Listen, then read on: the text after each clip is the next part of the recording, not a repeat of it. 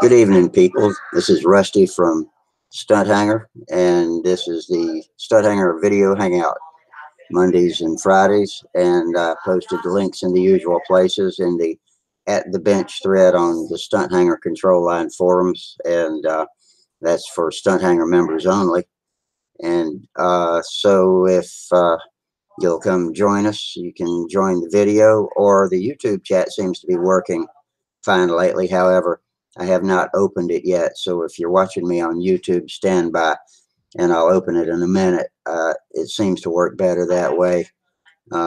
It's been off and on lately, and I've heard other forums are having that, or other video chats are having that problem too. So we'll make sure we're on and got viewers, and I'll go ahead and turn it on then.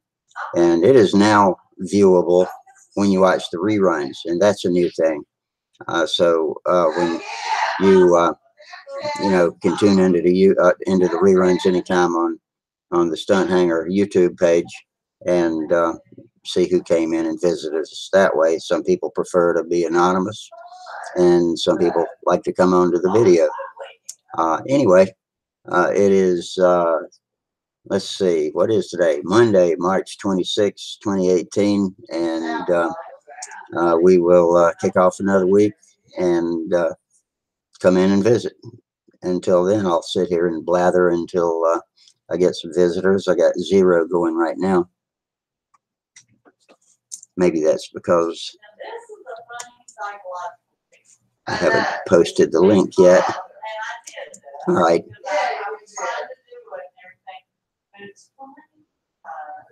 That should do the trick. Okay, the link is now up. Oh, no, it's not. Let's see. Modify. Getting off to a shaky start tonight. I've got visitors in the house with me, so pardon me for being absent-minded. Let me post the links up on the forums.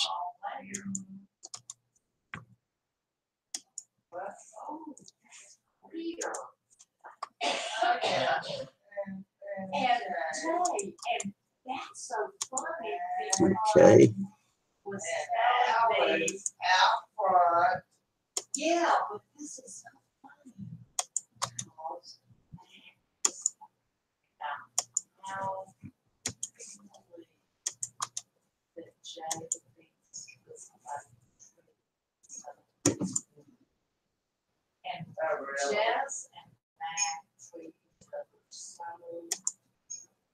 Okay, let's start over again. I'll try to edit that first part out. I had neglected to post a thread with the links in it over on Stunthangar, and the links will get you in here with me for the video chat, and the other link will get you to YouTube, where you can use the chat box.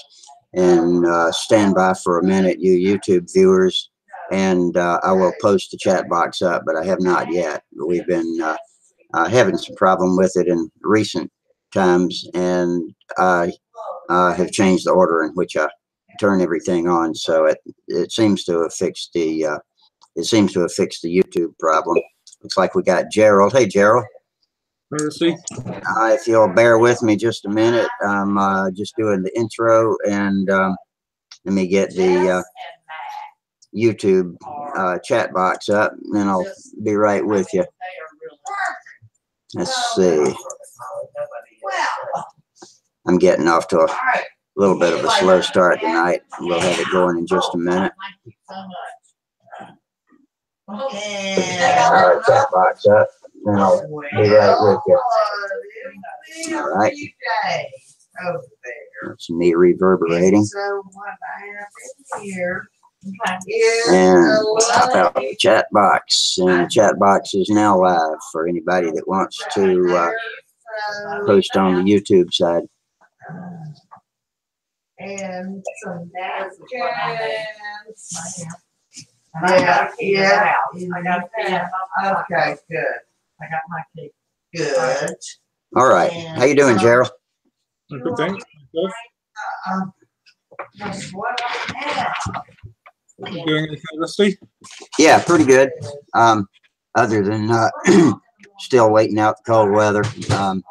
But I'm itching to itching to go fly. And now I don't know if I can or not. I probably need to get somebody out in the circle with me. But you know, we're finally waited a long time, but we're finally at the point where I can try it out. So I'm looking forward to that. And I got a couple of planes, one of which needs flight trimming. The other one, other than a questionable fuel supply, is pretty much ready to go when contest season gets here. So hopefully we'll get all that worked out. And yeah, I'm a little scatterbrained tonight. I had a house full of people when I started the show, and I was doing everything in the wrong order. And I'm not too good at handling distractions, but all clear now. So, how are you? What's going on with you? Oh, good. I might have to leave early though, because we're sort of ahead of time now that you're on daylight saving, and I might have to quit in about 3/4 of an hour, or actually about half an hour, to see my boys or something for afternoon tea, and then I'll come back if I get a chance. But yeah, we've been doing a bit of flying, and things have been going well. The weather's not too bad here. I was watching the rerun of your show the other night, and it was nice to hear that you got the okay from your doctor that you're allowed to get out and fly again. Yeah, man, I was wondering if it was ever going to come, and I have yet to test it out, but I think I'll be all right. And some days, you know, some days I feel better than others as far as the pain and balance goes. But I've been walking almost completely without a cane lately, and so that's encouraging. That's great. Good to hear. Hey, Steve. Hey, Gerald. Hey, Rusty. Steve, how are you keeping, Steve? Oh, not too bad. Stuff around the house has been kind of going shitty, but it happens, I guess. You mean house stuff or people in the house? I don't know. Well, first, a week ago Saturday, I was gonna go pick up a quarter of beef.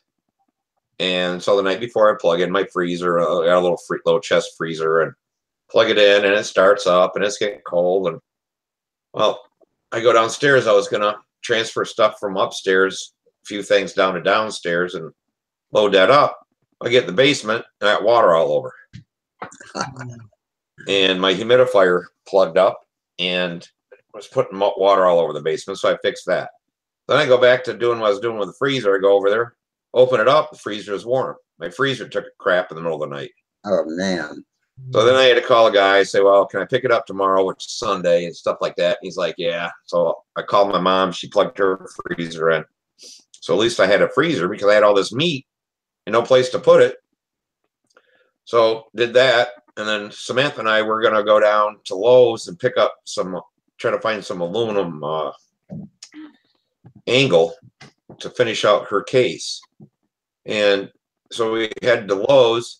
I pull in the parking lot, and my truck is nothing but a big ball of smoke. Damn. Yeah, my caliper locked up and got so hot it melted the seal, the drive shaft seal, or what the axle seal. Oh, the wheel bearings, you mean? Yeah. Wow. So I had let me two babes.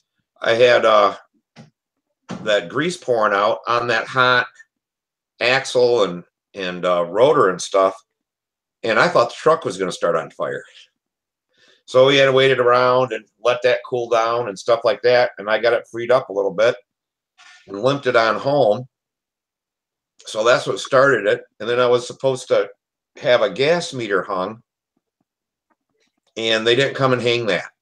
So I called them Monday, and they said, oh, you got to be there. That's why we didn't show up. But I'm like, no, it's called a contractor hanging, you know. They said, nope, can't do that. I said, they did everyone else's houses around here. Nope, can't do that. I'm like, all right. So then I got to re-gas pipe my whole house.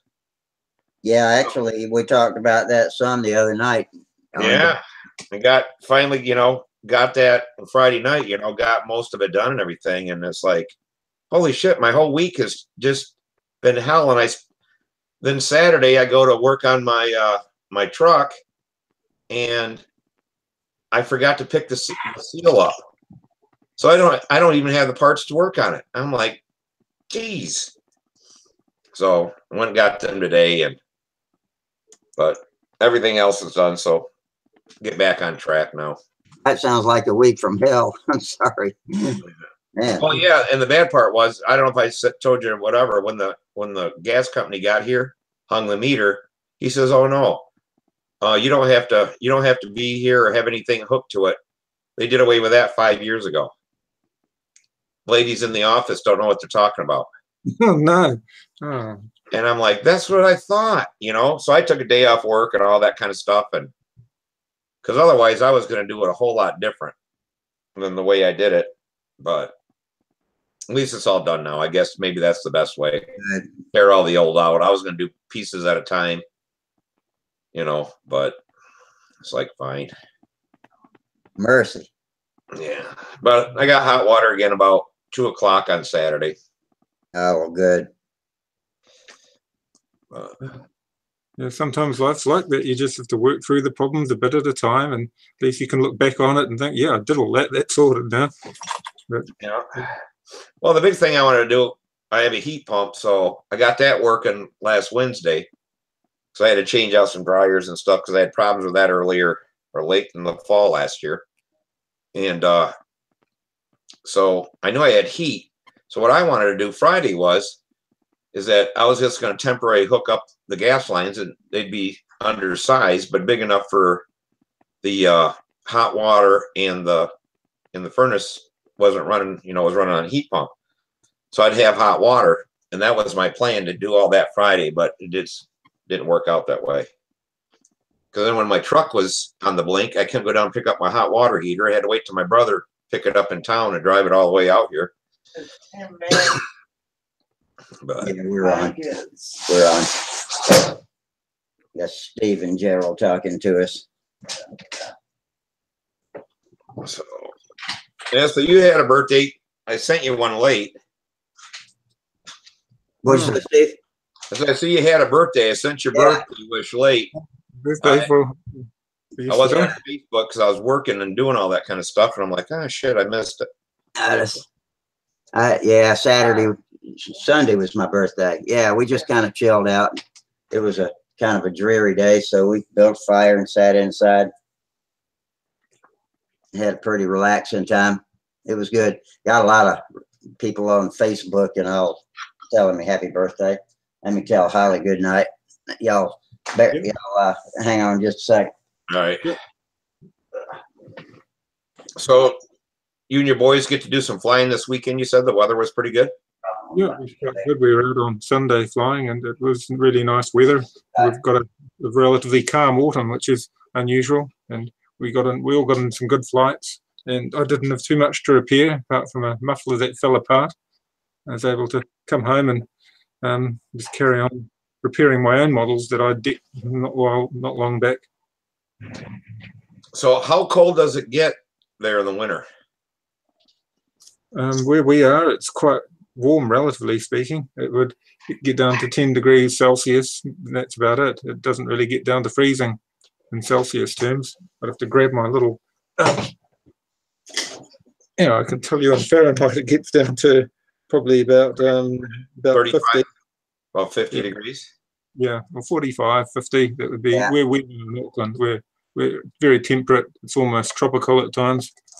But so pretty much you can fly all year there then. Yeah, it gets very wet, and when the wet season comes in about August, September, you need gumboots. It gets really messy, and that's where it's nice to fly elsewhere because our fields aren't that well drained. I've been working on them.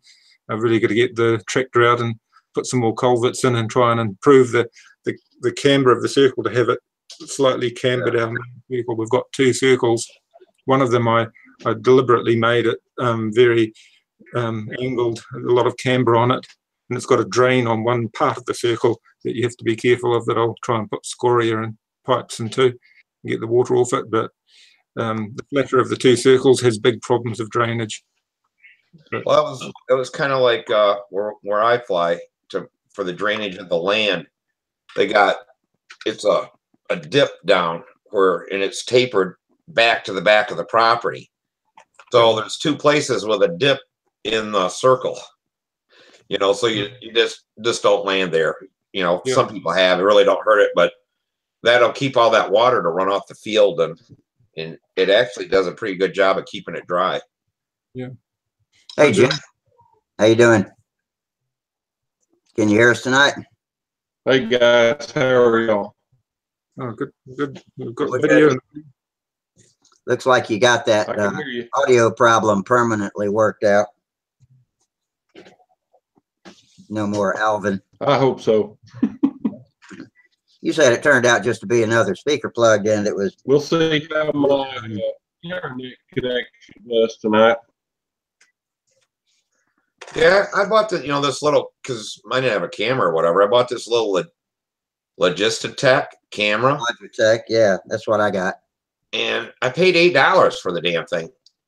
And it looks like, you guys hear me well and you can see me okay and stuff like that.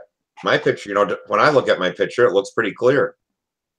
But they were out of the one, they said the good one that was, I don't know, $29 or whatever, they were out of that. And I'm like, yeah, just give me the cheap one. Mine's a Logitech C270, and I either paid $29 or $39. I can't remember now. But it's a pretty good little unit with the mic and camera built into it. Yeah, I've got the same. Yeah. I don't know what number mine is. I don't know where the box went that it came in.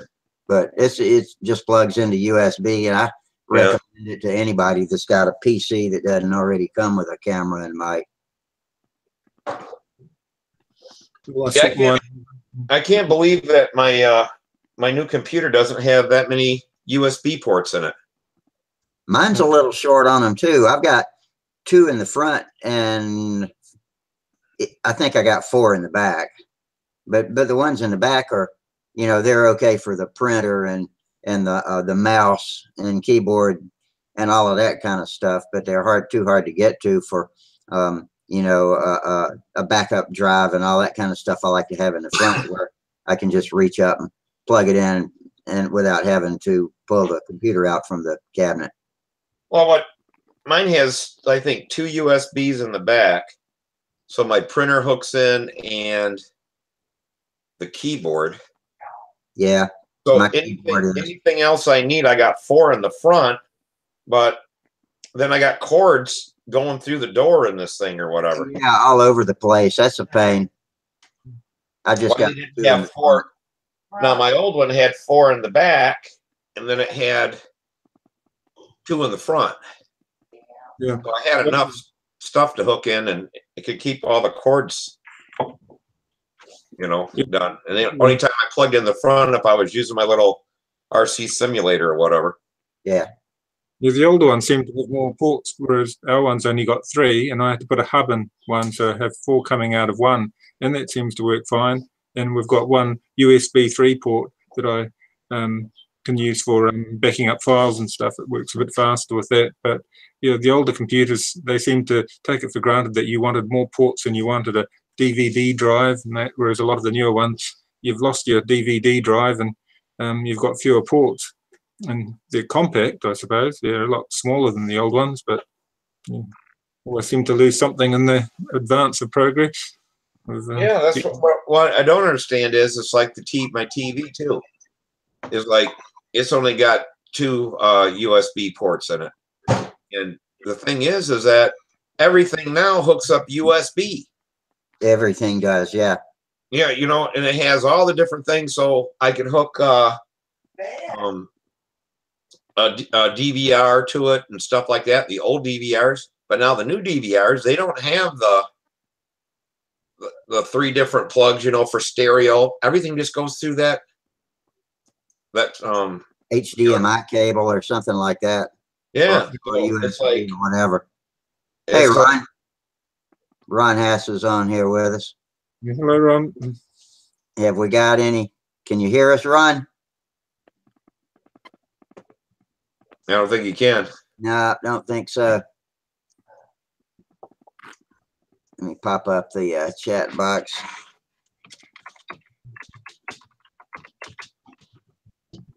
Sparky was saying the other day that Hangouts may come to an end. Is that right? Have you heard anything about that? If what might come to an end? Yeah, he was saying on one of his live bulls, I only watched part of it. I didn't have the time to watch the whole thing, but he talked that Hangouts, the Hangouts may come to an end. We may have to go to using one of our other providers that Hangouts will be pulled. I hope it doesn't come to an end. But I remembered him saying something about it, but I was preoccupied at the time, so I didn't get the whole story either. I see they've just added some kind of a new camera feature to the Hangout, so I don't know if they'd be adding on to it if they're planning on canning it, or maybe it's in the middle of some kind of transition. But you know, it's been glitchy, so it's been like they're trying to work on it and redesign it right while we're using it, and there's no telling. You know, Google and YouTube are continually changing the way they look and the way they do things. Ryan says he can hear us on YouTube and see us on the Hangout. So it's a bit frustrating. well, can you talk to us over the Hangout, Ryan?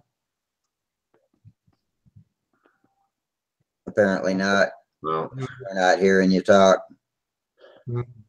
Oh, we'll probably go back to YouTube then. Yeah.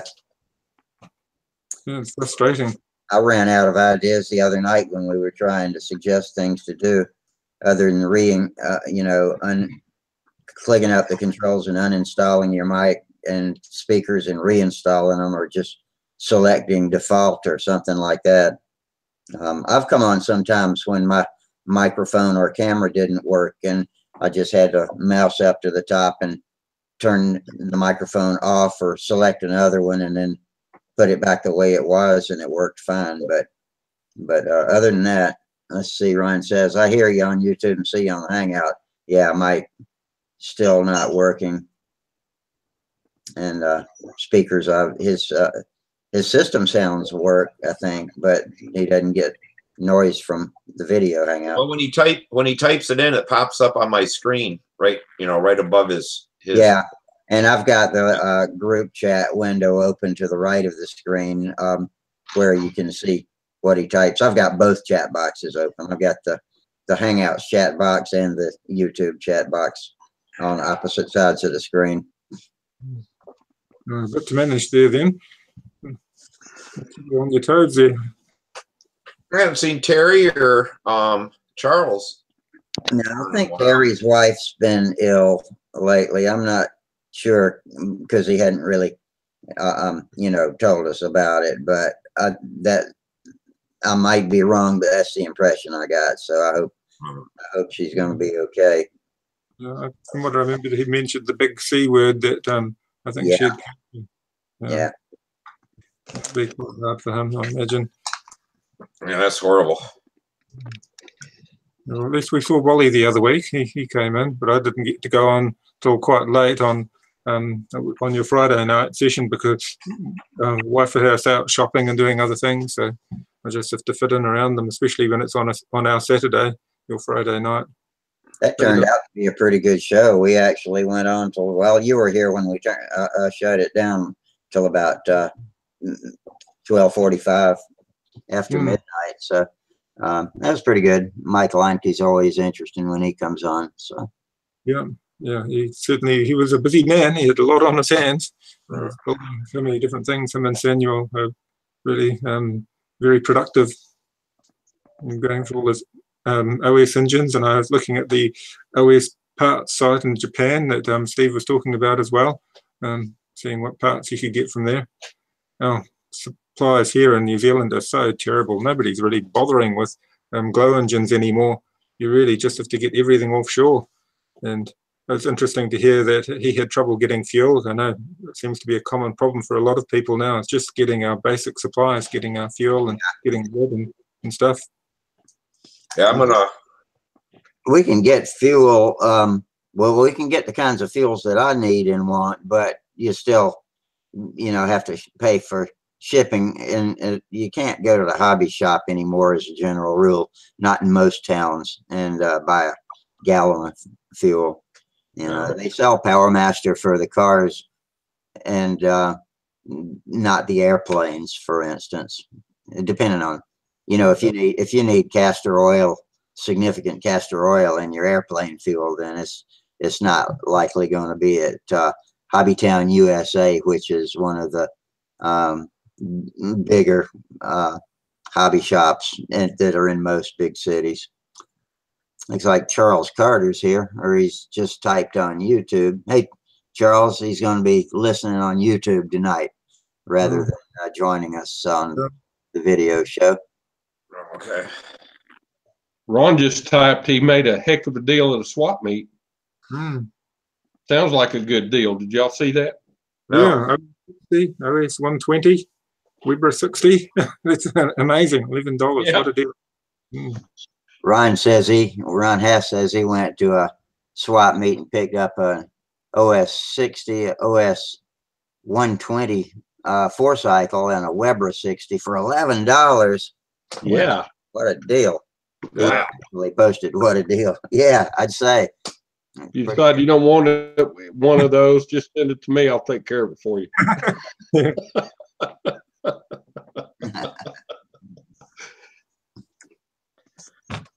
So Gerald, is the shipping real expensive from Japan there to New Zealand or not? It is pretty dear from Japan. It varies a lot. I know getting stuff from Europe's very expensive, but some places aren't too bad. But if I can ship to a shipping forwarder in the States, there's a local post office runs a forwarder called post. What do they call it? U-Shop, and they run that out of Portland. And there's other outfits that you can use like Stackery and Borders and Kiwi Shipping. They'll ship stuff, they'll amalgamate it, and they'll ship it out to us, and that makes it a bit easier. But getting things like fuel, you just have to sea ship it. And the same with some paints and things. Like I wanted to get paint for one of our tractors, and you can't just email paint. You have to sea ship it, and then you've got like a 3-month wait to get the paint that you want. So some things are a bit awkward. But Also, they don't really have a paint company there, and well, it just gets a bit awkward. You can get it color matched, but often you're able to buy the factory mixed formulated paint and certain brands of paint. But if you can't get it in New Zealand, then you've got to bring it in. And that's where it gets a little bit difficult. Where I've done restoration work and you're trying to use a factory formula for paint to keep it rather than a paint match, it just makes it easier in the long term. Then it's nice to have some of the branded paint that you can bring in. But for things like fuel, I just buy the raw methanol, and if I can get the nitromethane through one of the different enthusiasts that bring it in, then I'll get that. Otherwise, I'll use castor oil I've been using organic castor oil, which is a bit bizarre, but it seems to work.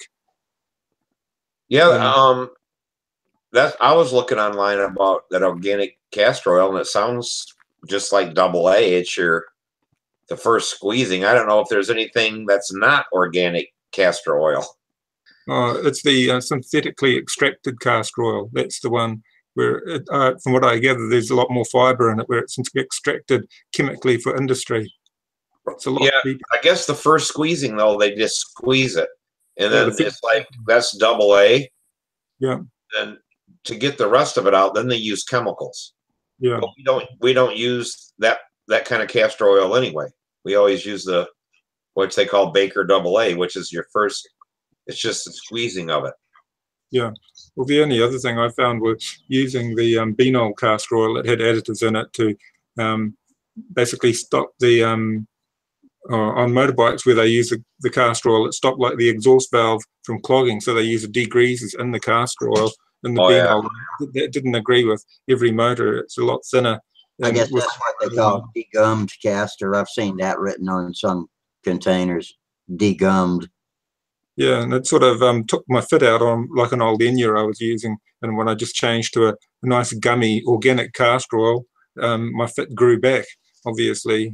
Just a different formulation that didn't have the degreasers and the organic, first pressing castor. And the old Enya was very happy. That was just one example. But I know on the opposite extreme, more modern motors wouldn't like that sort of castor oil. And especially with 4-strokes, I try and source some synthetic oil for them.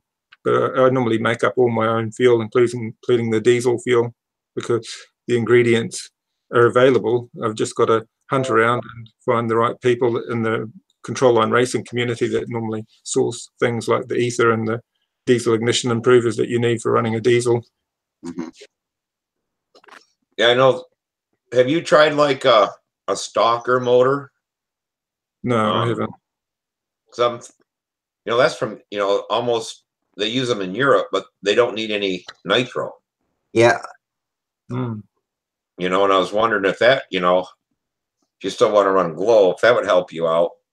Yeah, there are a lot of motors that were designed to run on the FAI fuel, the 80-20 fuel, and I generally run a lot of older engines. I've got a lot of old Foxes and Enyas, and they all like their little bit of nitro and a lot of cast oil. So Charles uses a stalker on his, I forget, his big plane. Is it a Strega? yeah. Yeah. I know that, here in a week or 2 weeks, 2 weeks, we'll be hitting Toledo contest because Klops will be there, and I'll pick up nitro because he sells it he has been selling for $30 a gallon. But trying to get any place else, it's like $60 a gallon or more. $30, it's amazing. Yeah. So that's the only place we can get it for that price. So we'll make a special trip. It's 150 miles there, but I'll pick up 7 or 8 gallons of nitro and for everybody and stuff like that. And I pick up all the clots, and that's $6.60 a quart. Which, if we go like to a motorcycle place to get it, it's about $11 or $12 a quart.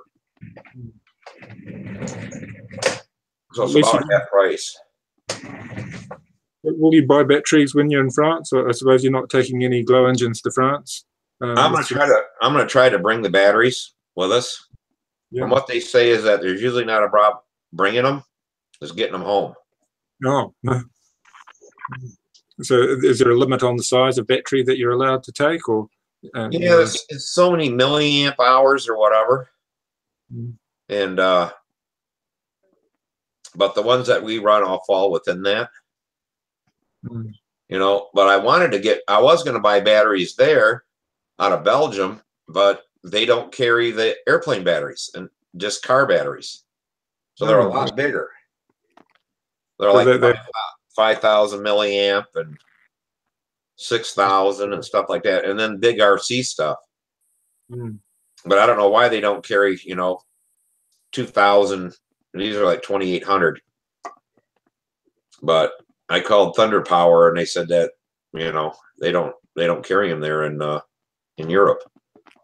Oh, I've got to run. My boys are home, so I might join you again in a few minutes. But I'll sign off for now, so I'm not taking their place. Okay. All right, take it easy. Okay, I'll see you soon. Yeah, bye, Gerald. I don't think we're cramped for space yet, but it'd be nice to fill up the room once in a while. Yeah. I got a question. All right. From an old retread. I've got a Fox 35 on a Buster, and I've got a chicken hopper tank. It's a 4-ounce chicken hopper Uniflow tank. When I launch it, I get the engine started. It's in a nice 4-stroke. I tilt it up, it goes to a 2-stroke. I tilt it back down, it goes to a 4-stroke. When I launch it, it goes lean.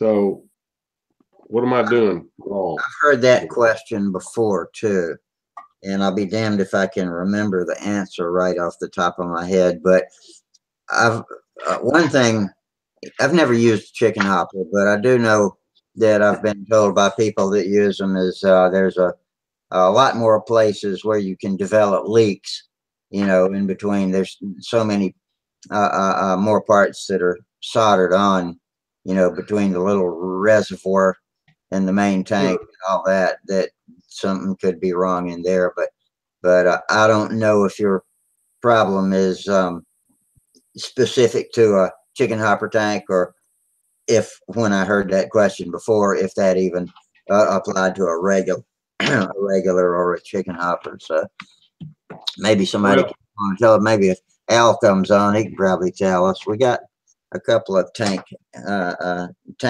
experts on here. Yeah, I'd be looking for a leak in it. Well, I did. I checked it. I checked it for leaks. I didn't have a leak that I could tell. How did you check it? Did you pressure check it? I pressure checked it. Yes. Oh, how many PSI? Oh, I don't know. I push it on the syringe until I'm scared I'm gonna pop it. Clamp it off and leave it for about a half hour and see if it pushes the syringe plunger back out when I come back. And underwater too, looking for bubbles. That's what I did with mine. I put it underwater. I had everything sealed off except for where I was putting pressure.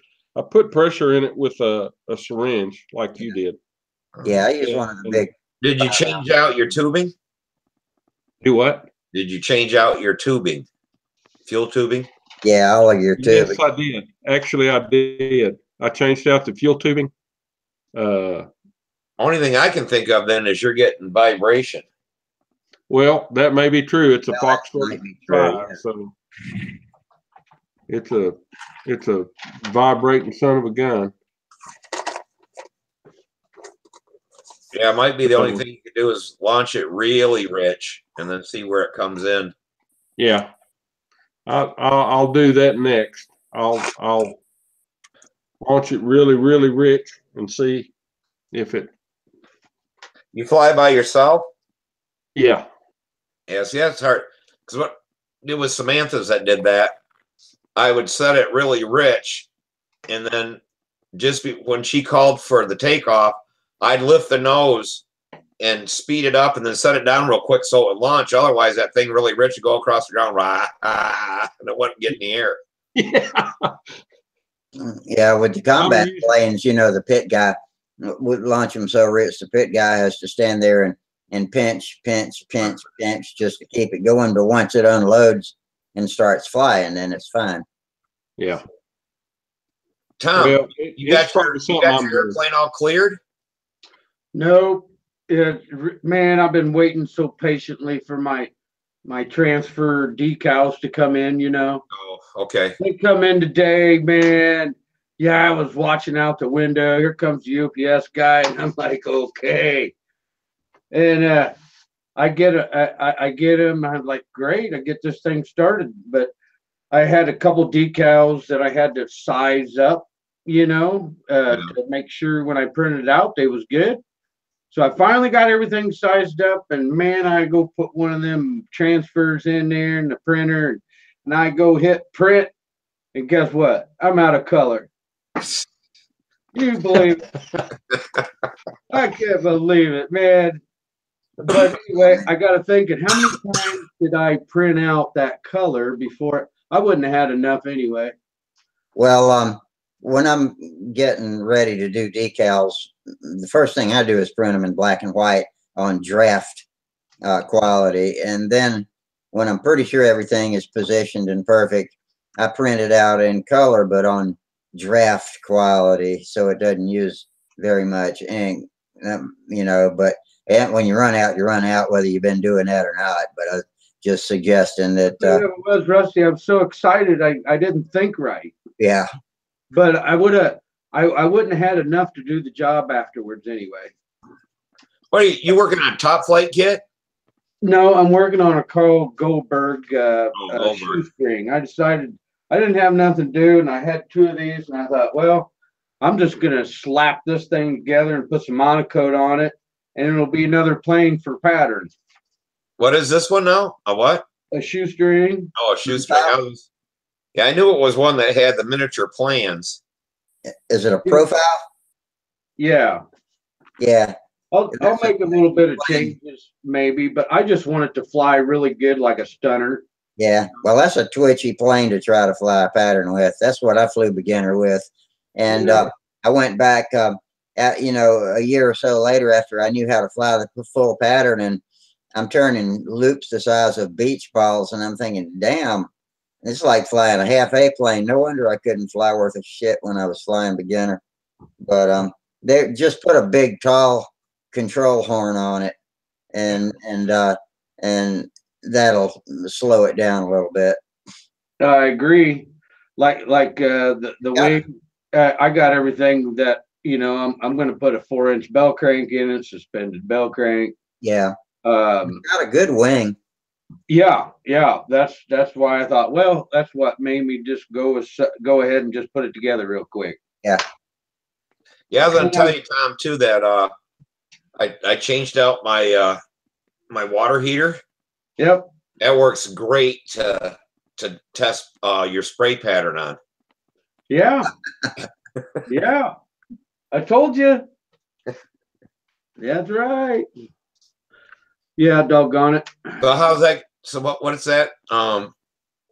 If you see a friend testing a spray pattern on an old water heater and you do it, you may be a redneck controller. Yeah. Yeah, that was everybody's assignment for Friday night, but we had a different crowd and I forgot about it.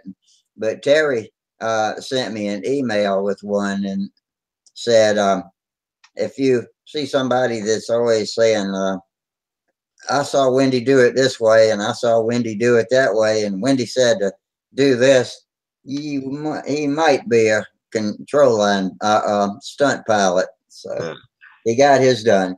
He did his homework, but I didn't do mine. I thought about it today and slam forgot. So I gave the class an assignment and didn't do it even myself. All I know is watching all them videos, the biggest thing I got out of that was never use nitrate dope and then try to paint butyrate over it. Right. Oh, yeah. No, Oh, it's the other way around. I asked people for 2 years, why in the hell I was getting such crummy paint jobs I never did before. And they're like, oh, you're getting silicone in it or something, this and that and everything else. And all it was nitrate dope. I had never used it. They should have gone on. Did everyone know that you was using nitrate? Probably not. You might not have known the difference at the time. Probably never even thought about it. You know, probably not think about it, but everybody said, oh, when you put down carbon fiber bale, you got to use nitrate because that sticks better and all that kind of stuff. Now you can put butyrate over nitrate, but you can't put nitrate over butyrate, right? You can't even put butyrate over nitrate. You can't mix them at all. Just like what Sparky said, man, don't mix your chemicals. He just uses straight butyrate, yeah. That's what I always did, and I sat there and listened. Oh, you know, it'll stick your silk span down better and this and that and everything else. It gave me nothing but problems and problems and more problems. I'm just getting into the dope business, but I've got nothing but butyrate on the shelf. Yeah, you won't have any problems.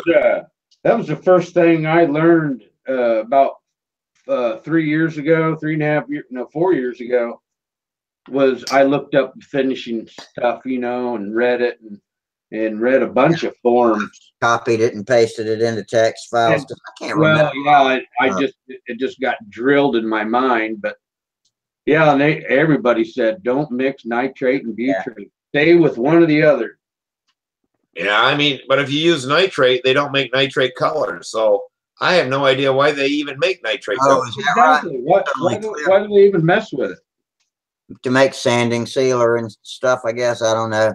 No, I don't know about that, but yeah, I don't know what they use it for. You know, I know that free flighters that don't paint their planes and stuff like that, or, you know, they use nitrate.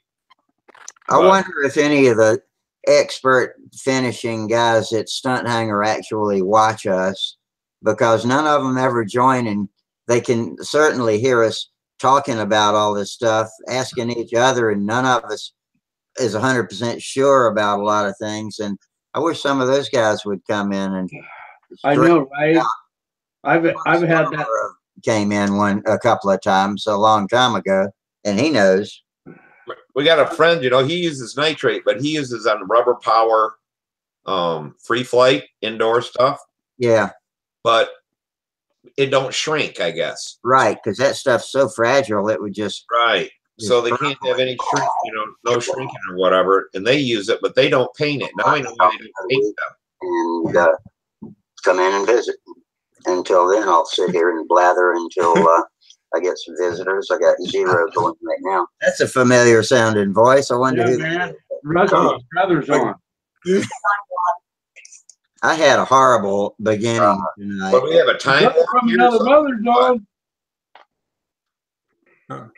Was that a time warp? Sounded like Rusty started. Yeah, over again. we had a spatial anomaly.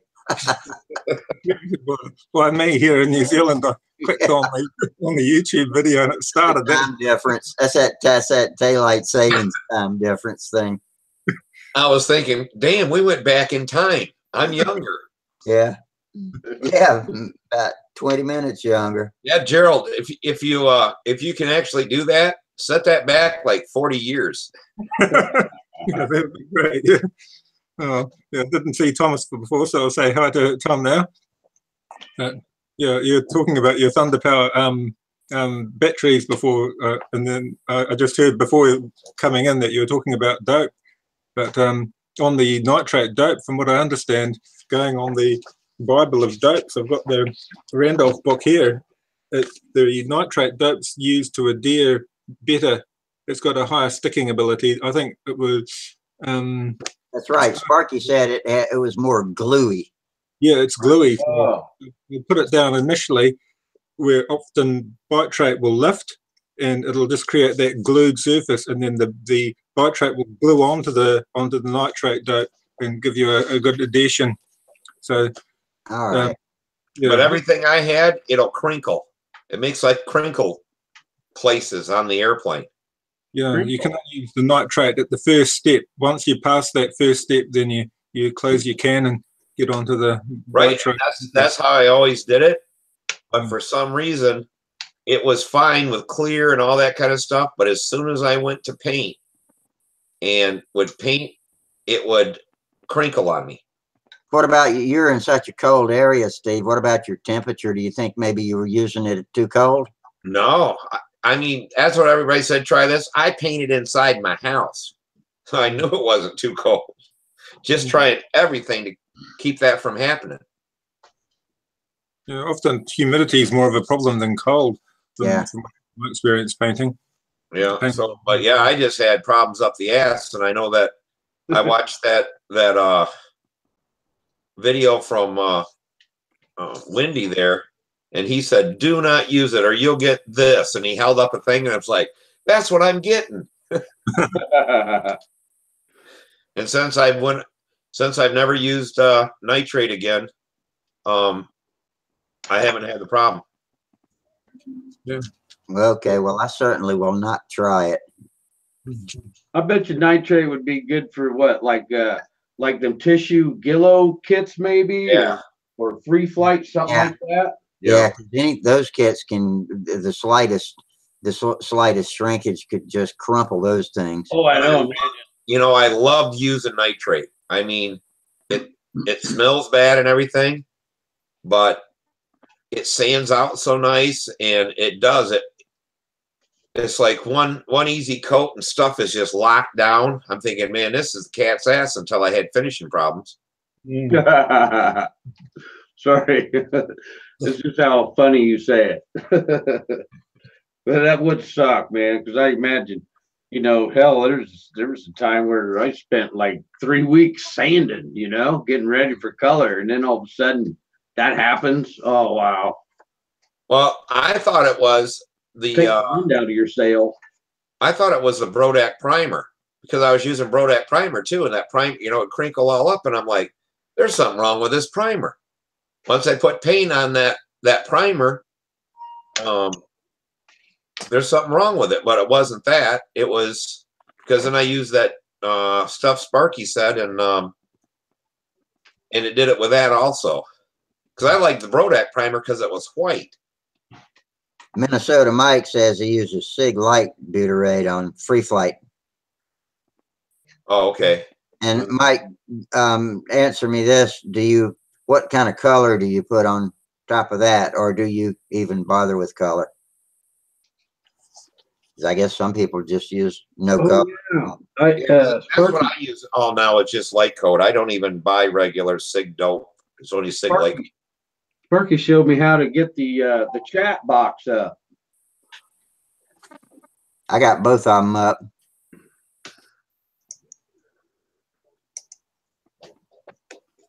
And I joined. Mike just texted me. That's how I knew what I just said. Yeah. I just. I see the chat box now. Yeah. Oh, Yeah, I got the Hangouts chat box on one side of my picture and the YouTube chat box on the other side. Both of them just narrow columns. Yeah, I just got the. I see, Ron, because I said to go back 40 years, and Ron said to go back 50. No, I don't want to be that young again. Yeah, I'd only be 8 years old. Yeah, I'd be well, Almost 9 now. yeah, I'd be 12. I'd still be in diapers. Oh man. Yes, I'm older than the rest of you guys then. Yeah. Oh, I just realized looking at Minnesota Mike's thread, he sent me a video link the other day that I have not looked at yet. I don't know what it is yet. I'll check it later, Mike. Yeah, Ron says he's old, but I don't know how old he is. Yeah, me too, Ron. Yeah. This will be my last year in my 50s, so. I'd settle for old and healthy. Oh, he used butyrate on tissue paper. Yeah. Oh, okay. Yeah, in the manual it said it doesn't work well. Nitrate doesn't work well with synthetic fibers or synthetic fabric. So that's another area probably where they don't want nitrate out there, because a lot of because when I was having all this, because I was using carbon fiber veil. Well, maybe that was the damn problem then. Yeah, it said only suitable for organic fabrics. So yeah, it's another factor. Oh, okay. Yeah, so yeah, the airplanes that I have now the problem with all had carbon fiber veil on them. Yeah, that book, that one there, it covers every in terms of covering the aircraft, but it goes through all the materials, the different dopes and sealers and cements, everything. Oh, okay. Basically, it's that's produced from Randolph Aircraft Corporation. They produce the book. It's to cover their fabrics and all their products. But when I went and bought the dope from the aircraft suppliers, they said they still carry nitrate for some modelers. So obviously the modelers were still keeping them busy bringing in product. Yeah, because what I started doing is that you know, is hard to do with carbon fiber veil, but with silk span, do like Wendy does. He puts a coat of dope down, then lays the silk span on it right away afterwards, and then coats it back so it sticks better. That's what I do. Oh, is it? Yeah, I always take my brush and go around the edges, you know, you know what I mean? Yeah. And then lay my silk span damp, wet, you know, and then I take the dope and then I paint around the edges again. Oh, okay. Yeah, And it seems to me that dope's any place he's putting the silk span down, and then it seems to me that the silk span does stick better doing that. But if you put the dope on and then you ain't got your piece ready, you know, you gotta it's dry by the time you get to it. Yeah, it's gonna right, you know, the whole point of it is like putting that on there, and then your sealing coats, you know, it'll bind into that, meld into that, but yet soft enough, or still soft enough so when you put another coat of dope on after your silk span, it'll still bind into that also. Now, do you mist your silk span with water first? Yes. Yeah, and then what I do is I have some paper towel handy, a piece like this. So if I don't like to get it too wet. Yeah, but just to blot it. Yeah, I'll spray it. A lot of times, man, I'll wad it up and just squeeze the heck out of it, get all the water I can out of it, and then mess with it and get it all nice and straight again, you know. But that's how it works for me. Hey, Jim, Ron asks if you were ever flying in the Michigan, Ohio area.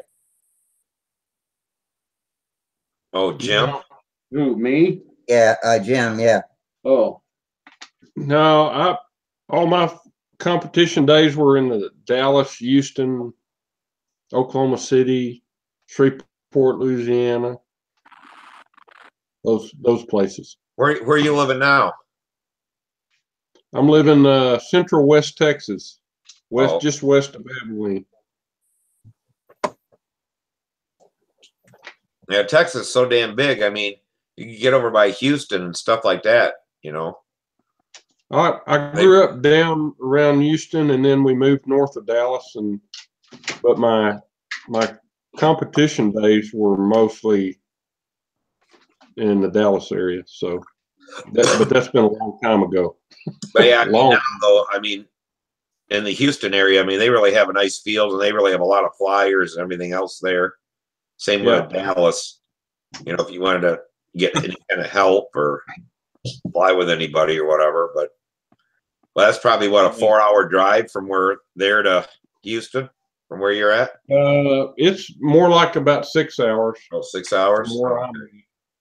But I have competed in Houston at Scobie Field. Yeah. And there was another place a lot of years ago called Strawberry Park in Houston, and I've flown there too. But I don't even know if Strawberry Park is still a control line venue or not. I know Scobie's still around, but yeah. Yeah, I was just thinking about getting help with the Fox and stuff like that. You know, you might get with them guys and. I probably don't have a control line guy within 200 miles of me. Yeah, that's the problem. Yeah, if I really wished I had a buddy that flew control line close, you know, so we could bounce off each other and like we do in here. Yeah. This is about the best thing you've got for bouncing off of other people, I guess, huh?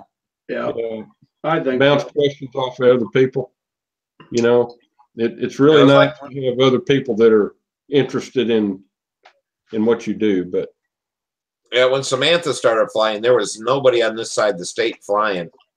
You know, where we were at, there was some, you know, Kalamazoo and stuff, but trying to find somebody close, and then with her flying and talking to people, we got, you know, I don't know, 4 or 5 guys back flying again. So, where's Chris Rudd live? He lives on the west side of Chicago, Aurora, So about a half an hour west of Chicago. So is that how far? That's a long way from you, isn't it? It's 4-hour drive. Okay. Yeah. So yeah, we made a bunch of them trips. I got to know how to get there without a map and stuff like that. Going through, making all the turns and all that kind of stuff. I only missed one toll the whole time doing it. It was like the second time. I don't know. You probably know where all the good rest stops are, restroom areas. No, actually, I didn't get on them toll roads and stuff like that. I just don't drink anything, and I just drive like in my old days of driving truck. So, because I don't want to get off. You know, you get off, you got to pay. You get back on, you got to pay. If you don't want to go to a plaza, there's not that many plazas along there. So, I just stay in the car and wait till I got to get off. But usually, when I go into Indiana, we got a rest area there. I have to go, make sure I go, and then I was good to get into Chicago, through Chicago and everything.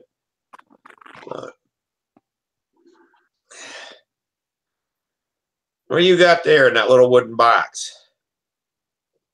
I got several of them, but this one, I'm going to try it. Oh, router bits. Yeah. This thing, It weighs 200 pounds. Well, maybe 198. Oh, you're gonna gouge it out? That should. Yeah. How do the ribs connect to that? Are they just flat faced butt joints? What? A little groove in it. Oh, that's right. I remember. Okay. What I was planning on doing was doing in between the ribs. Yeah. That's probably a good idea if you don't create stress risers, and those slots are stress risers already too. So I'll see what happens. Well, I've got enough to build 2 wings, two airplanes. One of them's missing so many ribs, so I think I'm gonna trace it out, the ribs that are missing first before I forget. That's what I did with that combat streak my brother had. Took everything out, sent everything, and then bought new wood and traced everything back out and cut it out. Yeah. Because I had the mini plan that you know, and that worked real good. Yeah. That's a good idea with old pits. Like I should have done that with my Super Ringmaster years ago, and now I've got to buy another Super Ringmaster to get all the profiles. Yeah. Yeah, I think there are plenty of plans around for the standard Ringmaster, but the built-up one, the Super Ringmaster, the formers in it are quite convoluted. They use a lot of doubling over. Instead of using plied doublers, they use balsa doublers, and things get all tricky. I got some red oak here too. Well, save that for your shoestrings. Make great racing planes, so save that for your racing shoestring. Yeah. Well, that's like I bought a Van Loo Chipmunk, and the wood in that kit, if you didn't want to use it for building an airplane, you could use it to make a club. No. If something broke into your house. So I'm going to use it just as a pattern, because that wood is so hard and so heavy that there is no way in hell you could build a light airplane out of that thing. But what do you think? You think you think I ought to not build this to learn how to fly stunt? Or, you know, my maneuvers. You think? Oh, No, yeah, you can get it. I've seen it fly really good. I think if you do what you're doing with the 4-inch bell crank and the long control horns, then you'll be fine. Yeah, But it is a short couple plane. Now, I was even thinking about taking the percentage of the wing and making the horizontal stabilizer bigger, more of an area. Or do I don't know. You know, you might have to make it smaller. It's already sensitive enough. I wouldn't make it any more sensitive. And Ron commented a minute ago. I missed it when he was talking about when you were routing the lead edge. He said he cuts tapers on a planer block, one side up the amount you need to take off the other side. I'm not sure I followed. Cut tapers on a planer block, one side up the amount you need to take off the other side. Oh, okay. Follow the same contour on the back side as the curve of the lead edges on the front side. Is that what you're saying?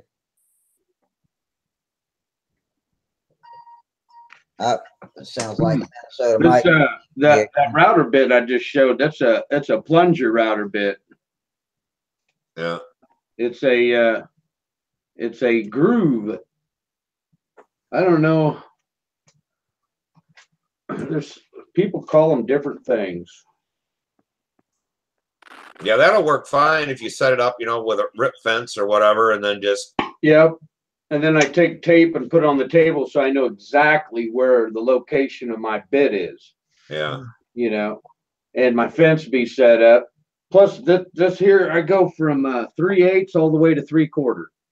Oh, okay. Because I can't wait to do it on a like a horizontal stabilizer.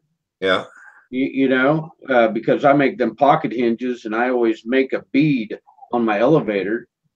So this is the inside groove of that, man. When I get that cut out, I can just go right on my table and just boom, done. I shouldn't even have to sand it. Yeah, that's cool. Yeah. Hey, on your super fill, how long do you usually got to wait for that to so you can sand it? Oh, I don't know. At least 7 hours. You know, that's usually me too. And tonight it's been almost 12 hours, and that stuff ain't set. I don't know if it's the humidity in the air or. Well, you might have not put enough. What you might have done was put too much of the brown in, or yellow, whatever color you call it. I waited on the scale like I normally do. You didn't put enough in. Oh, So it wouldn't set up. I think either way, not enough or too much will have about the same. If you put too much in, she'll set off on you and get hard like a brick, man. One time I did that to see if I could make it, where I could sand it in like 3 hours. It never dried. It never would set by putting too much in. With epoxies like that, you've got to match molecule per molecule and exactly the same amount of each. So if you got too many of either, it's not going to harden because each molecule of hardener. Yeah, that's true. You can do that with carbog, where you everyone knows the hardener. You put less in, and but I waited on the scale. It was 6 grams of one and 3 of the other, and it just didn't want to set tonight. So I'm not sure what happened. I hadn't read the instructions on mine. Right. Does it say you can do it by weight? Mix it by weight. 2 to 1. Oh, okay. Because with I'm driving, that's how I've been doing is volume.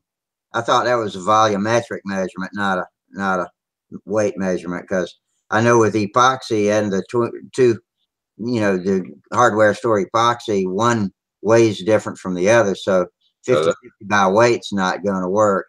But that's true. Volume will. Well, I don't know how you do that thick shit in volume. I just eyeball it, dude. Yeah, that's what I was doing, but I had that one problem that one time, and it's like, I'll take the blue and I'll actually put my hand and roll it around like a meatball. I've had epoxies, have a bad set just out of the blue when I hadn't changed anything about the way I do it once in a while. It's always on something super critical. Yeah, it's really annoying when you got to start scraping it off. We bought this epoxy here from it was just a craft store, and it took about 5 minute epoxy, and after like 2 hours it still hadn't set, and you had to scrape it off and put something else on. Yeah, what a mess. I hate that.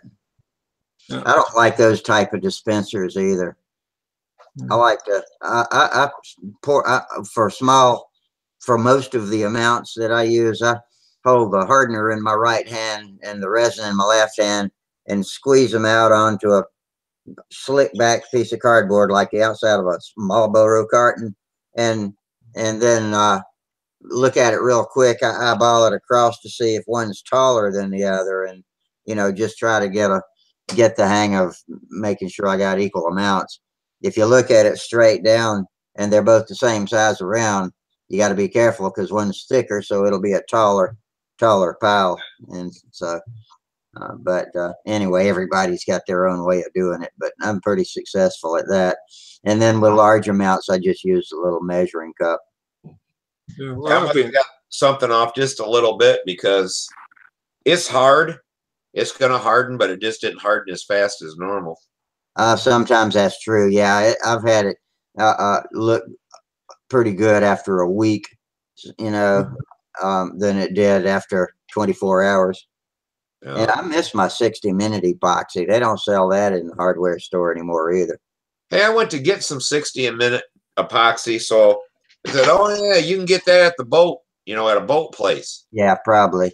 So I go in there and I'm like, "I want me some 60-minute epoxy," and they wanted $80 for that stuff. I'm like, I don't want no 60-minute epoxy.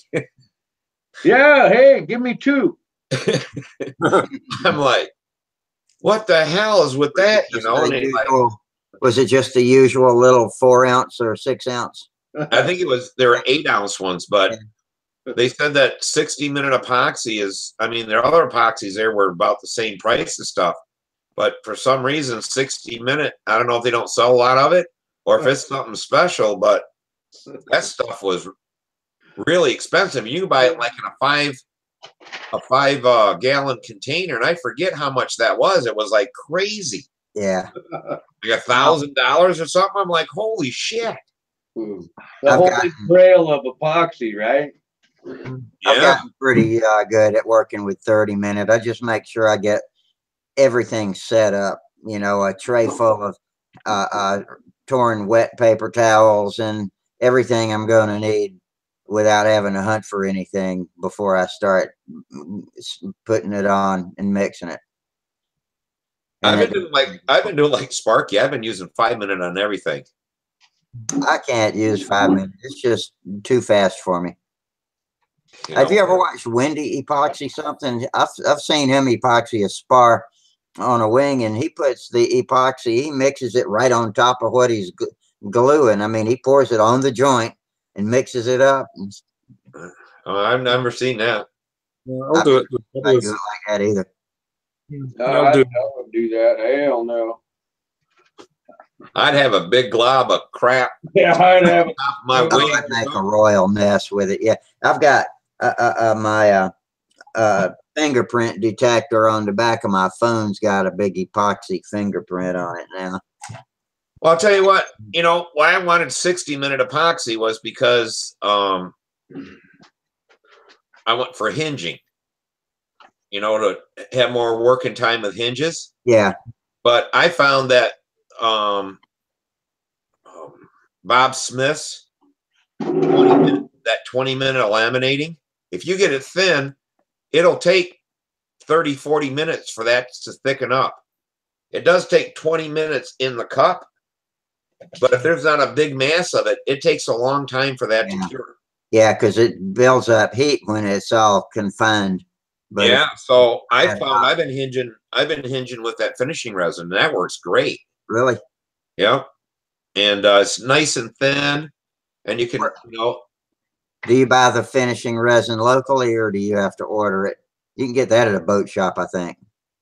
Bob Smith is like Brodak, you know, it says Brodak or Brodak stuff. He'll Yeah. put your name on it, but that's Bob Smith. Oh, is it all Bob Smith?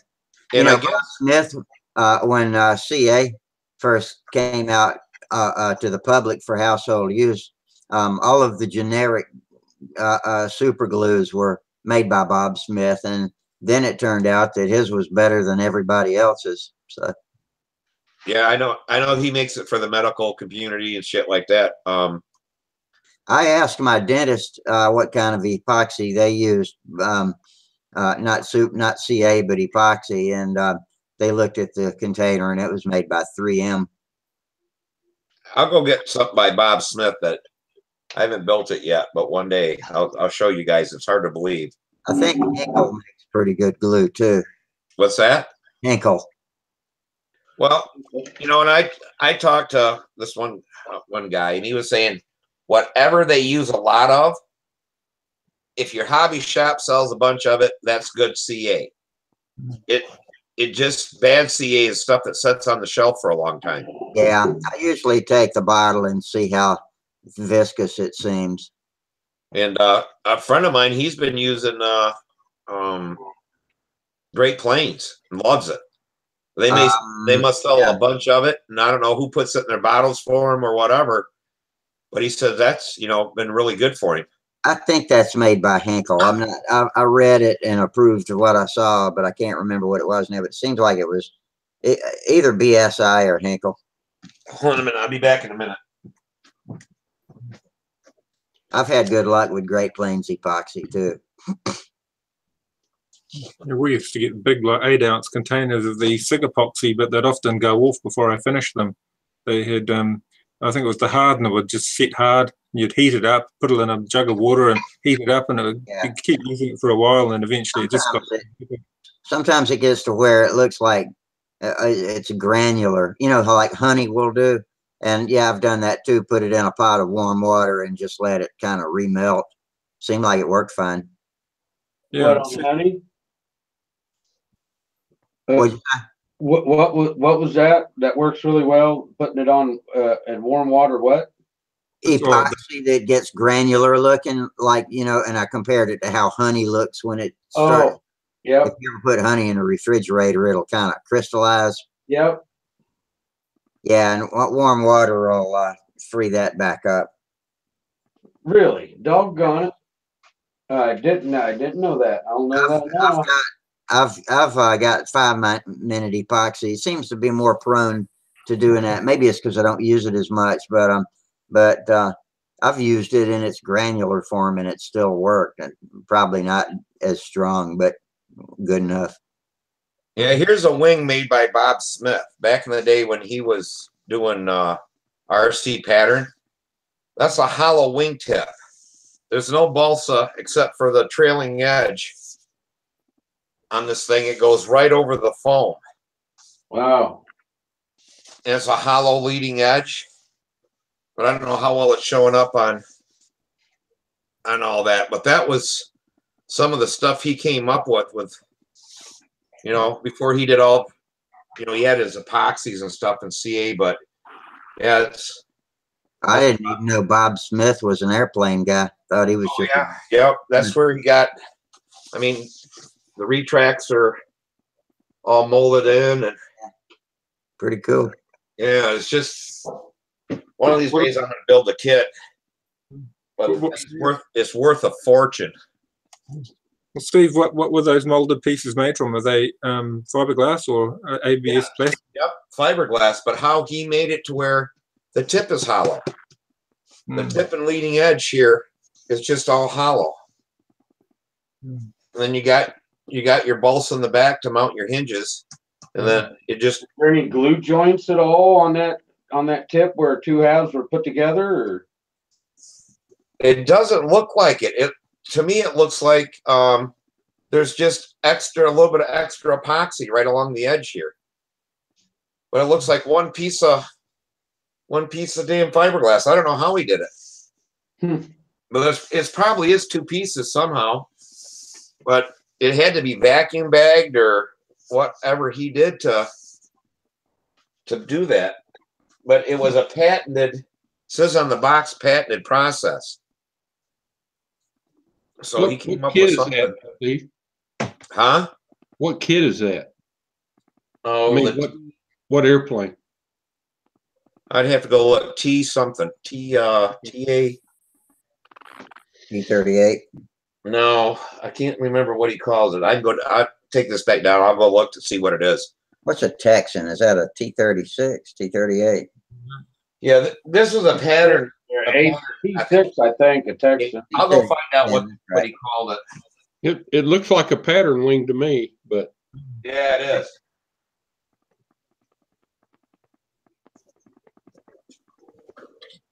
Well, there's been some nice kits in the past that I imagine are quite collectible now, like the Byron kits. There are some really beautiful models made, the old quadra engines and things in, and they seem to have a lot of value and interest in them now.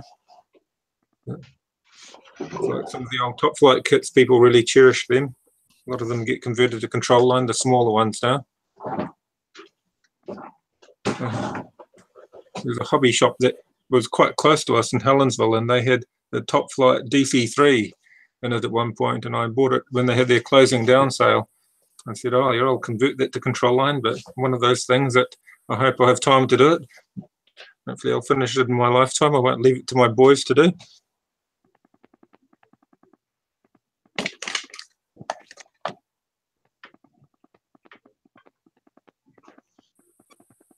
So, Jim, did you repair your twister, or have you sidelined that one?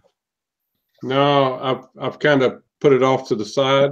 I've got a ARF smoothie that I'm working on now, so It's called. I'll go back to the twister and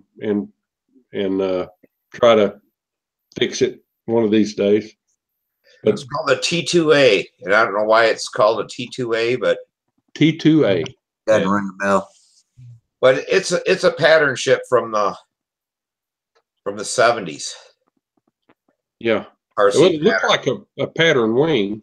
Yeah, it's a pattern ship from, you know, the fuselage is all fiberglass fuselage, and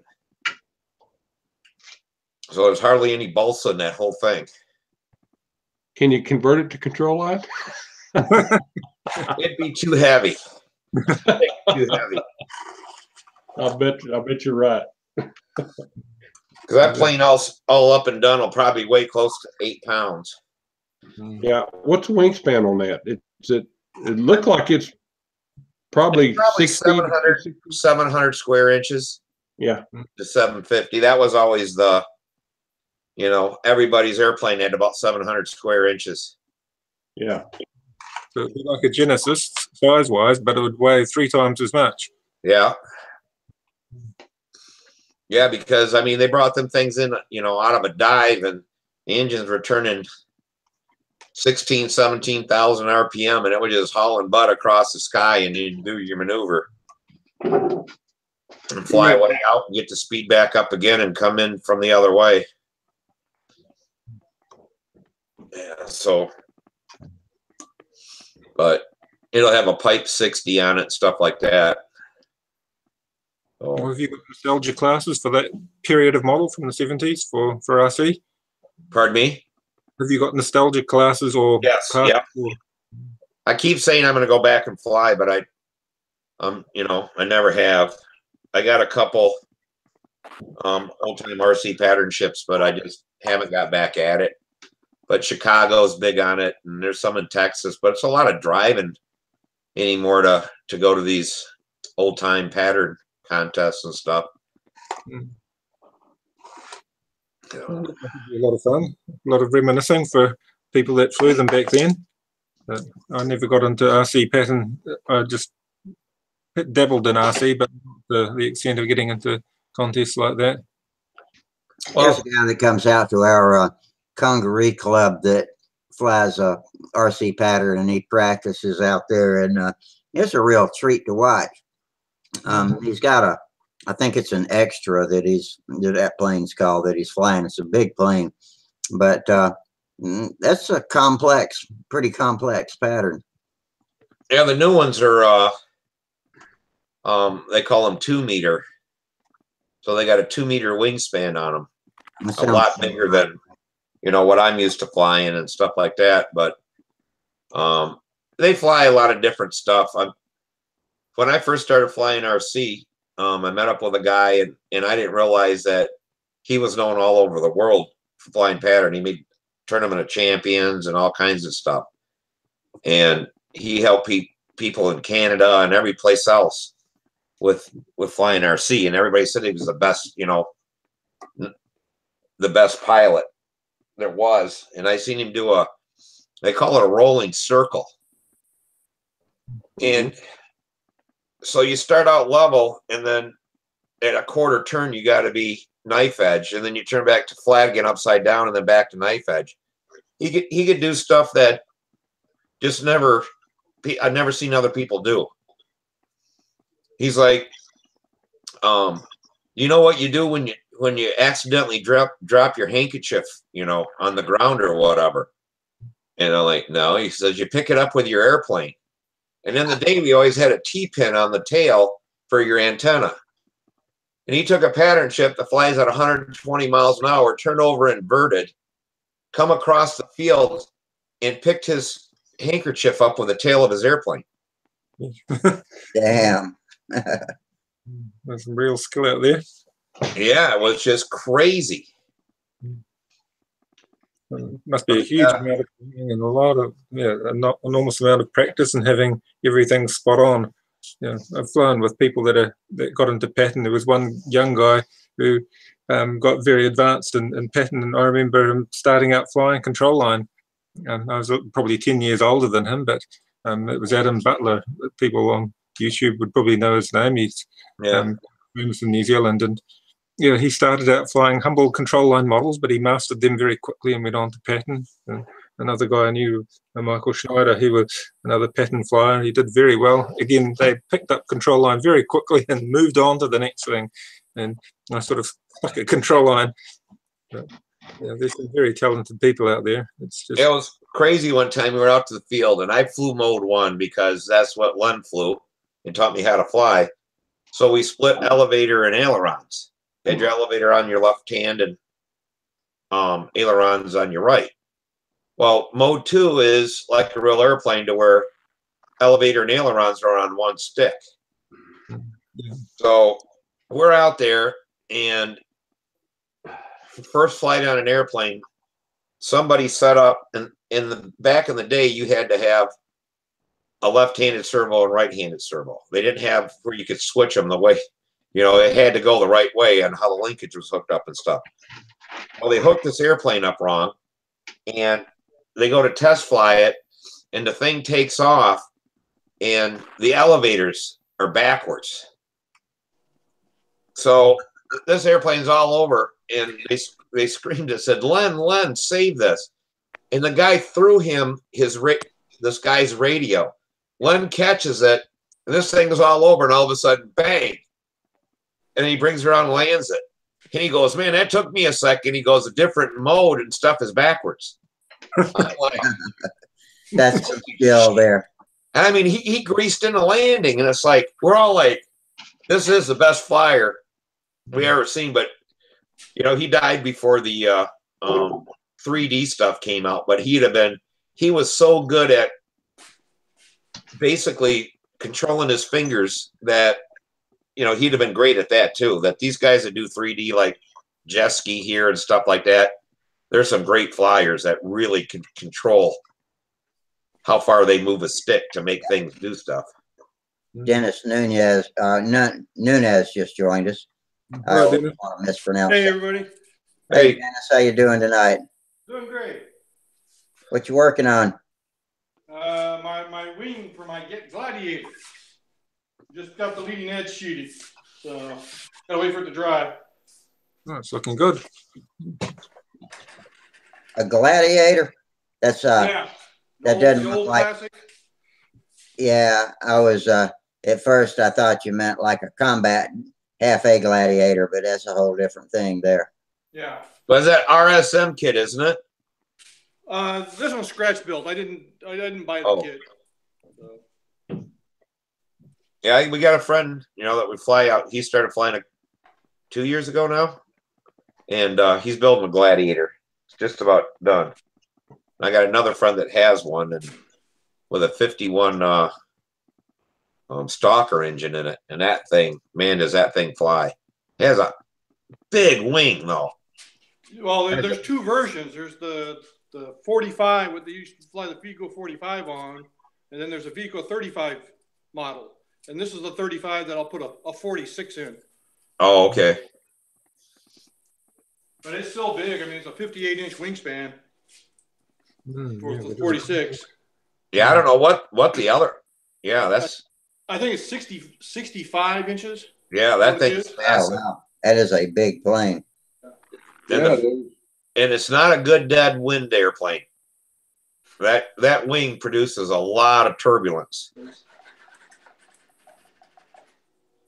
But What creates more turbulence, Steve? What elements of it create more turbulence? if it flies through its wake, the thing Yeah. will like try to hit the ground. It just quits flying. Is it the shape of the airfoil, or That sucks. Yeah. Yeah, you gotta There's be some airplanes backstabbed. like that. I've seen a couple of them at the Nats do that, where they come into a square corner and they just quit flying and pancake right into the ground. Yeah, I've done it myself on the vertical light. That's where it always gets me. So I'm not sure what causes airplanes to do that, but it has to be the wing makes so much turbulence that it messes up the air and it can't fly. It stalls. What kind of rod you using on Flies your in it flies in its turbulence, and it's like there's no air. There's no lift no more. Yeah. with the Yeah. sharp airfoil those early models had, were compared to a modern model with a more blunt airfoil? Is it that airflow being disturbed by having a very sharp airfoil, maybe, or just the shape of the tips, or is there something there that you could equate to causing more turbulence? Well, I was talking to some guys. They said, the bigger the wing, the more wake turbulence you'll get off an airplane. Oh yeah, yeah. And the- 1 square inches. I'd believe that. Yeah. And since this airplane has a 65-inch wingspan, it makes a lot of turbulence. Yeah. I think a blunt leading edge would tend to make more turbulence too. Yeah, that could, that could be, and I know that was when they had less power, they tended to make thicker wings and stuff like that. But it's like with Samantha flying the Vector 40. That's the same exact wing as a SV11, but it's like the center section 2 inches off the center, makes your SV, your Vector 40, and a regular Vector is like 2 inches off the tip. But she's never had any weight turbulent problems with a Vector 40, but the SV11 with dead wind, you can get some. It's not as bad as like that Gladiator of my buddies, but you definitely can watch that airplane for a second kind of just sag and not fly out of that corner or whatever. But we've never had her crash one or whatever. But yeah, at the Nats, I've seen 3 or 4 now just pancake in. Just did not turn anymore. Dennis, what kind of rods are you using in your jig? It looks like balsa. It looks like wood from here. The rods are stainless steel, 3/8. Oh, is it? Yeah. Okay. Oh, then I got a telephone coming on my work phone.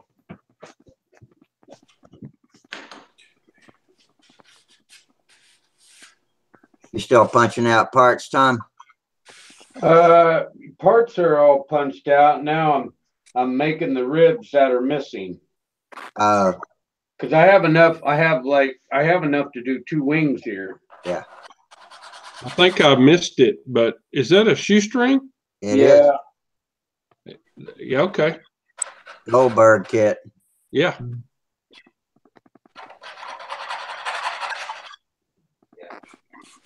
I figured, I don't know. It might help me learn the pattern. Well, they're a good little plane. I've built 1, 2, 3, 4, including my wife's one. It's 4 shoestrings. And Yeah, shoestring's worth building. It's a nice plane. They're very good looking planes too. Real I like them. The real reason why I have it is when I was a kid, I saved my paper route money and bought this kit and put it together and was flying it. And I was just I just learned how to do it. And that was like my first big plane. And my lines got kinked and both of them broke at the same time as I was flying. Oh my. Yeah. And I lost it. And I only flew it 4 times. Well, how far did it go when it got loose? Oh, I was flying level. It probably went, I don't know, maybe 15 feet, 20 feet. Not real far then. No. If it would just bank off into a right-hand turn and keep. No, it was level and the right wing tip went down and it just was like slow motion. To me, it was like slow motion. Boy, was it was devastating. I was only like 11 and my whole world just blew up. What'd I miss? Oh, you missed me when I was 11. I crashed this plane and I cried the whole time I was picking up pieces. Oh no. Yeah, I bawled. Is that last year? No, he was still old last. Oh, he's older. He just didn't quit the crying part. Bastard. Oh yeah, that was the plane. Yeah. Oh crap. You should have seen my son on the weekend. He crashed his plane and instead of crying or anything, he throws his handle on the ground and storms off. That's my youngest son, Max. So, yeah, I've done that once or twice, Gerald. Sometimes I want to, but I usually try to refrain. an 8-year-old doesn't have much restraint. Otto was flying very well. He sort of got that little bit more of an age advantage, and he was putting in some really nice flights. And we've got one guy that flies with us that's flown at the World Champs. He's a really ace pilot. He's getting on a bit now, but he's still a great flyer, and he flies all electric. And he was watching closely and intently at Otto because he was concentrating so hard doing his manoeuvres, and you could see he was quite impressed that young Otto's potential material for a future stunt pilot. I thought that was quite neat, just seeing his reaction and seeing the young one flying. But yeah, that was like last year. I had this. Well, I still have it. That electric ringmaster, and I was doing lazy eights and all that kind of stuff. Well, I got it too low, and it hit the wheels, and it caught the propeller. Well, it had the propeller broke part way, the wood propeller, and flipped back and got caught in the landing gear. Well, the plane's back up in the air, and all of a sudden, I see it starts to smoke.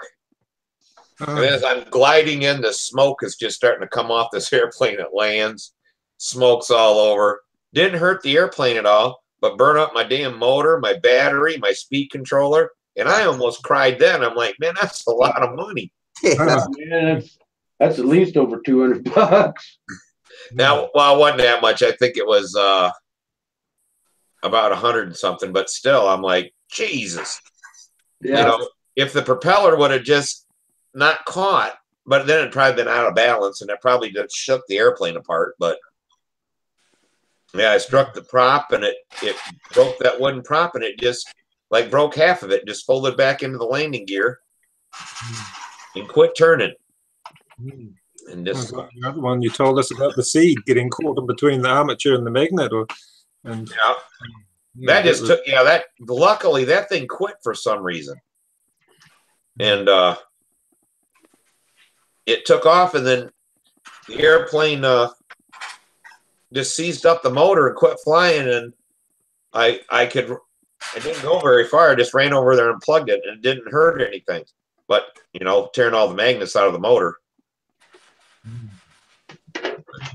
Yeah, that's on my test stand now. I glued all the magnets back in, but I don't know if I trusted it on an airplane. So I made up a little test stand. So now if I charge batteries and or Samantha doesn't use them or I don't use them, then I put it on the test stand and then run them back down to 50%, because when you put it on a charger and put them back into storage, it takes like 3-4 hours. Wally. Hey, Wally. Hey, Wally. Evening, everyone. Hey, How's things going? we're just sitting around here talking about airplanes and stuff. Oh, that's great. Tom's showing us his new airplane. He'll have it all built and covered by Friday. We got Tom and, Hey, man. I might. Hey, it's supposed to rain. If it's not. It's supposed to rain all week. Yeah. So, you know, that could be possible. What you building, Tom? Lately, every time I see it, you like, hey, look at this airplane I got. I'm gonna start this. Next thing you know, it's all painted. It's like, damn. we got Tom in one window building a shoestring, and we got Dennis in another window building a gladiator. I keep switching back and forth, so the YouTube recording will have some building going on while we talk. It's actually, let me tell you, man, is some of the work days I get, it's really soothing, relaxing. That it is. Hey, Dennis, what are you using for power? LA 46. Nice. Good choice.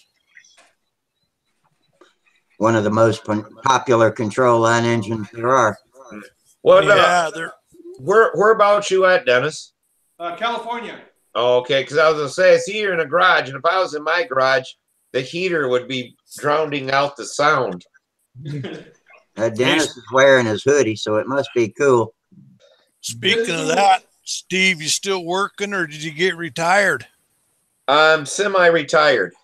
Well, at least you're part way there. Yeah. Cool. I still got to keep up on my health insurance for me and Samantha. And that's $1,100 a month. So I got to stay working some to. Oh my heck, that's expensive, man. Yeah. But I got the VA, and boy, I'm so thankful. Yeah, health insurance isn't cheap. Yeah. But it's better than what it was because I had cancer. So they raised my health insurance up so high that they didn't want to cancel me. They just made it to where I didn't make enough money to pay for it. Yeah, that's why they forced you out of there, is get to where you can't afford it, and then you're pretty much up a creek. Yeah. But luckily I got a different job and stuff and got on their plan, but I'm afraid that they're going to change the healthcare here. They tried to do it last year and they were going to get rid of all that stuff. So, if they get rid of pre-existing conditions, I'm just absolutely screwed. I just won't be able to afford healthcare. And then they can raise the prices way back up again. And now they can't charge you any more than they charge everybody. Yeah. I know people are working clear in their 70s because they got to have, money for their insurance.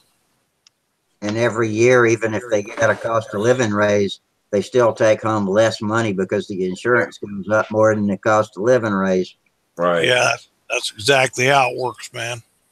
So I got, I want to make enough at least to pay for my health insurance, and then I can live pretty good then. But until I get on Social Security and stuff like that, there ain't much I can do. I got to try sitting in a chair building like Tom's doing.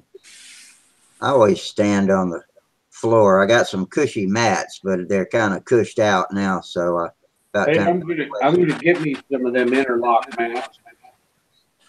Yeah, I'm not a good enough builder to sit down and build like Tom does. I got to stand up too. I always have to get stuff that's on the other side of the table, or I usually keep everything I need fairly well within reach. But as soon as I sit down, I'll need something that I got to stand up for. So fuck it, just stand up and build. Well, I got a new workbench. I got to go pick it up. Our hobby shop, the owner died, and there was big fighting and stuff like that in the family. So they closed the hobby shop down. And then it restarted back up. One of the sons started it back up under a different name. But they had the glass cases. I don't know if in the old hobby shops where they had motors and all that. Yeah. And, it was the right height and everything. Yeah, I know where you're going with this. That's sweet. So I bought that. He went $50 for it. So I paid that's cool for this. And it has it's all glass and sliding doors on it and everything like that. So I can put stuff under there and I'll have a glass tabletop. Hey, dude, what you could do is you could take that glass case and you could make it like a rotisserie. So, you got it flat right there. You got your wing, man. And roll her over and you got another flat glass table like a rotisserie. Right? Then you can build 4 airplanes on it. That's right, man. Where you at, dude? Oh, that's way over here. Hang on a minute. Hang on. Let me roll it around. Be the Henry Ford of model building. Yeah, shit. We better keep Tom away from that. Yeah, you bet. He loses his mind building that many airplanes all at once. For the prototype on that. That's right. I've already got it in my head here, buddy. Well, Dennis, who's the manufacturer of your kit? Me. You? Yeah. Built from scratch. Right on. I haven't heard of such a thing. Who is me? That's Dennis. It's me, myself, and I. We're one heck of a team. And his plane's going to be called the Menace. That's 3 people. Well, I'm that's still the learning best how to way to count. do it. We're gonna call the plane the Menace. 1, 2, 3, 4, 5, 6, 7, 8, 9. Hey, Are you building the full wing at one time, Dennis? Tom Yeah. can Oh, okay, that's nice. Be able to do it that way. That's Yeah. how I build them. yeah, that's how I build them too. I mean, one full piece. Do you wax your the tubes?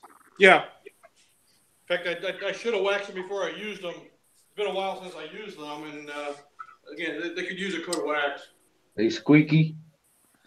No, I some ain't of the glue some of the CA sticks to it. I gotta. Yeah, I saw you breaking them loose a couple of times. Yeah, the last time I did that, I had to hook a drill to it. Rotate it real slow I saw and pull it Wendy out. do that. Yeah, the last time I tried to drill, I yanked out 2 ribs. Sometimes tried- that's the only way you can get the rods back out, though. Yeah. You tried spraying them with Pam? No. Hey, No. that's a good idea. I got some carnauba wax that I put on it, and Yeah, that's what we started doing too. But I forgot to wax my damn tubes, put them in there, and I'll be damned if And I knew the ribs were going on there tight, and they'd squeak. When I was trying to turn it. At least I didn't get any CA. I didn't bust a rib, but when I was turning it with a drill, that thing was just a squeaking as I was pulling it through them holes. Yeah, it's tight. Well, turn it on high and spin it till it smokes, and then you can probably get it out. The other thing I did was on mine, because I did full wings, but I built like your end carriers there. mm-hmm.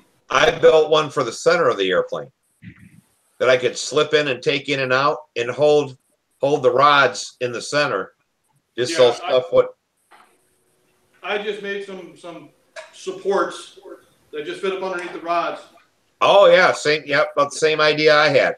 Yeah, and that way I can level. Because my table's not level either. It's got Oh, okay. settings in the middle, so I got those shimmed up so that the rods stay level. Yeah, I just and then I put a clothespin on it.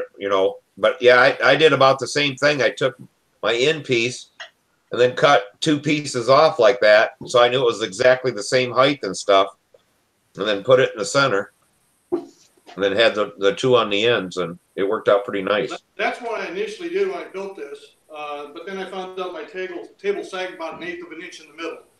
Oh. Yeah, my table sagged too, but I got sheet. I got 24-inch square sheetrock on it, all of them taped together, and then on top of the sheetrock sits on top of a 3/8 inch thick piece of glass. But that glass will still bow on top of the table, even at 3/8 of an inch. So I end up having to slide cardboard shims up under it, and it takes a while. But every time I start a new wing, I redo the shim and put fresh sheetrock on it. Yeah. I've been trying to find some glass, but man, I went to a glass place. They wanted like $150 for was it 3/8 by 30 inch by 5 foot. Yeah, my glass is the top of an old television table from a really big, old-fashioned style TV, and so it's not square. It's a parallelogram, but it's still long enough to where it works pretty well. Well, that's why I bought that table that case from the hobby shop, was just for the reason that glass was so expensive. I'm like, if I don't even use that case, I just take the glass out of it. Like Tom said, hell, it got it's got 3 or 2 sides, and 2 of them slide. But I was gonna figure I could pull that out and throw it on top of my building table. Yeah. I couldn't believe how much that glass was. Yeah, how thick is it? How thick is that? I think it's 3/8. That's plenty. That's good. This here, I can't believe I snagged this table. It's 72 inches by 42 inches, and it's not quite 5/8, but it's over half. Wow. You got some of that millimeter stuff. Yeah, it's like 9/16, and the edges are milled. There's 3 steps on the edge. Oh, Here, this is weird. I can't describe it, but Oh wow, yeah. It's like Yeah. there's the corner. Wow. Yeah. It's not sharp. It's at all. It's all ground. Yeah. Yeah, it's all ground. That way it won't chip and stuff like that either. Yeah, it's Has just anybody tried a granite top? A granite? Yeah. granite. Oh yeah, man, that's another good table to build on. Yeah, granite probably won't bow as much as glass does either, if at all. What I like is slate. A slate. Yeah. Oh yeah, like out of a single slate table. Yeah. Table. Yeah, one time. Oh. Four of us went in on a pool table because the pool table was in quarters, and we bought the pool table, took the top off, and then got rid of the pool table. But that was like 1-inch slate. But the problem was it took 2 people to get your building table up, and you weren't gonna move it. Wendy apparently works on an old shower door. I can't move this one. It looks like my shower door. I got a shower curtain. I don't think that'd work. Probably not too good. I've got some old shower doors. I saved thinking they might be better than the plywood I've got. I've got like a 1/2-inch plywood I've put on top of my workbench table, and I just work off that. But I can shim it because it's got the space in between the table and the plywood. You can shim to get it level. But, I forgot to add my tables also. Between the table and the glass has got a 3/4 inch 4x6 piece of Lexan. Oh, okay. I was lucky to get a hold of that. It came from a table. It used to be a table and a stainless steel table Lexan top, and I popped it out, put it on because my table was 4x8. I built it for working on race car stuff back in about 1979, 1980, and now it's an airplane table. Yeah, I bought I didn't buy. My aunt gave me an old steel case desk. That's good. Steel Yeah, case, I've got one too. steel case was, here, when I grew up, the main factory and everything was right here in town. And so a lot of people, had them, whatever. But this thing has to be from the 30s, maybe 40s. But it's so heavy that it takes 2 people, working their butt off to move it. Yeah.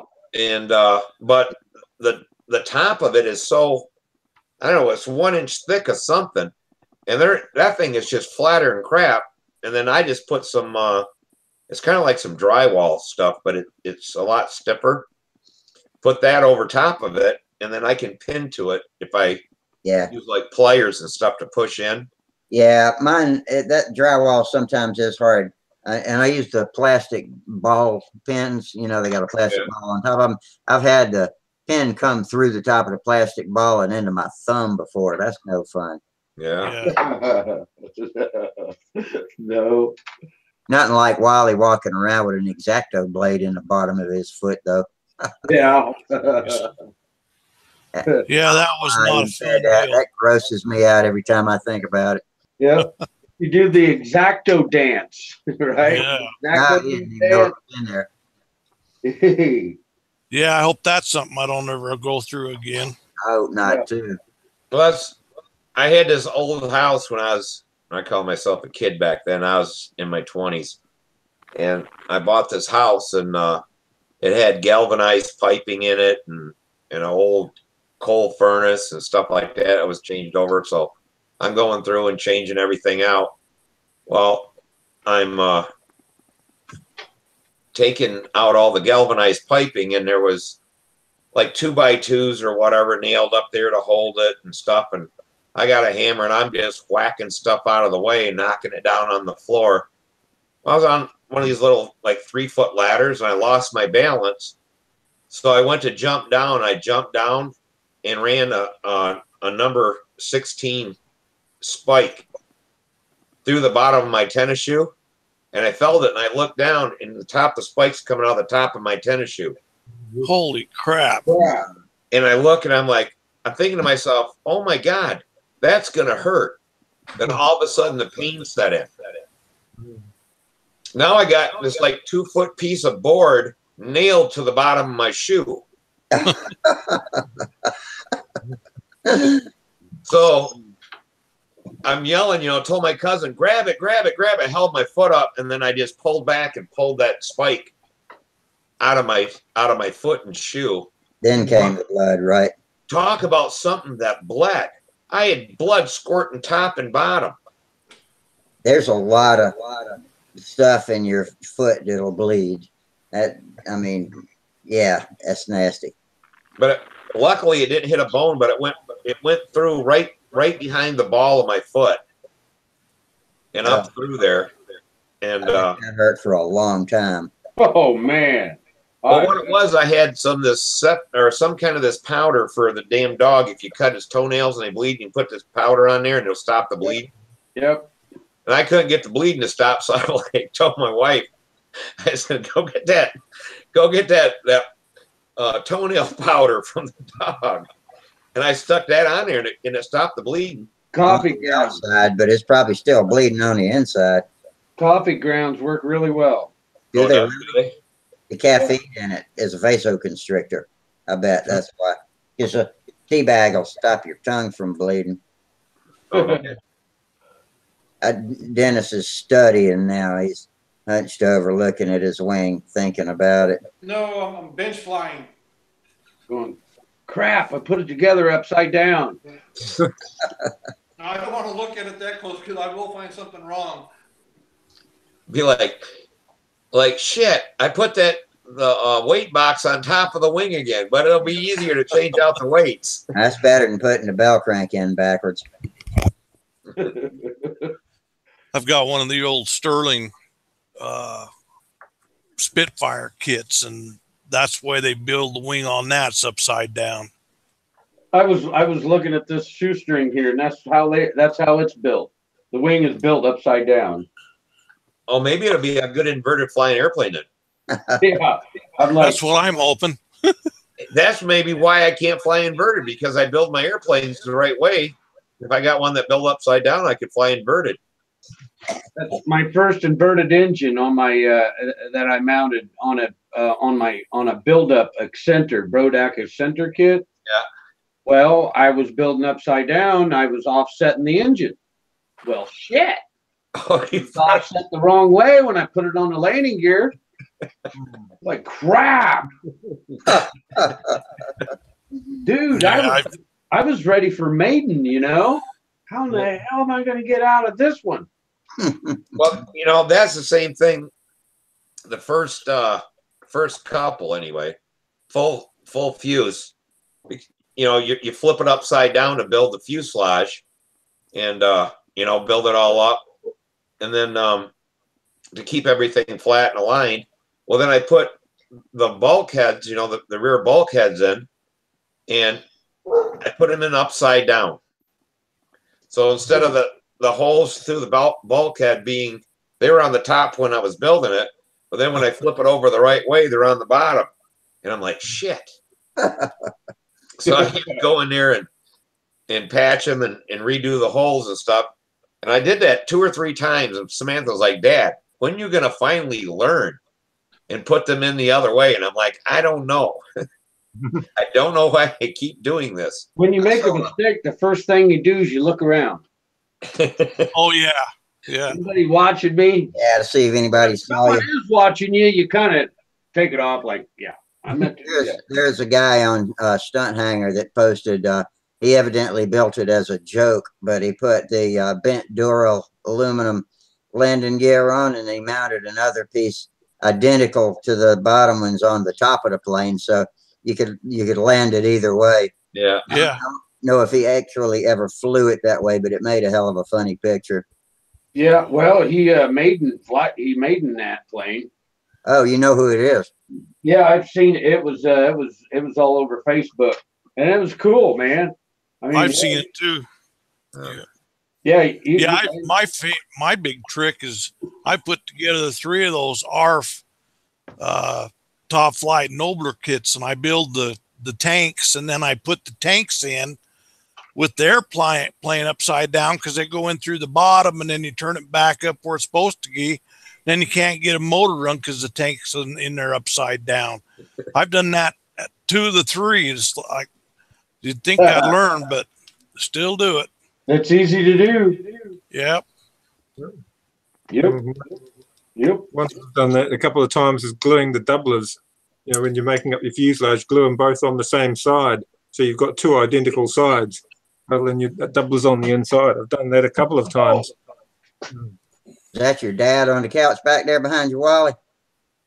No, it's a guy that's staying here with me. Oh. Yeah. Was he trying to get some sleep and we're keeping him awake? He's watching TV. Wally's got headphones on. He's going to be my pit guy this spring. I haven't told him that, but he's going to be pitting. Well, he knows now. Well, he knows now. Yeah. Well, that's like too, you know, you build your crutch for the motor, and then, you know, the bulkheads all built in around it. And I built one of them upside down. I was so mad. So then all my bulkheads are messed up and my crutch is messed up. The hardwood rails. And I'm like, oh my God, I can't believe I do dumb stuff like that. I don't even use F1.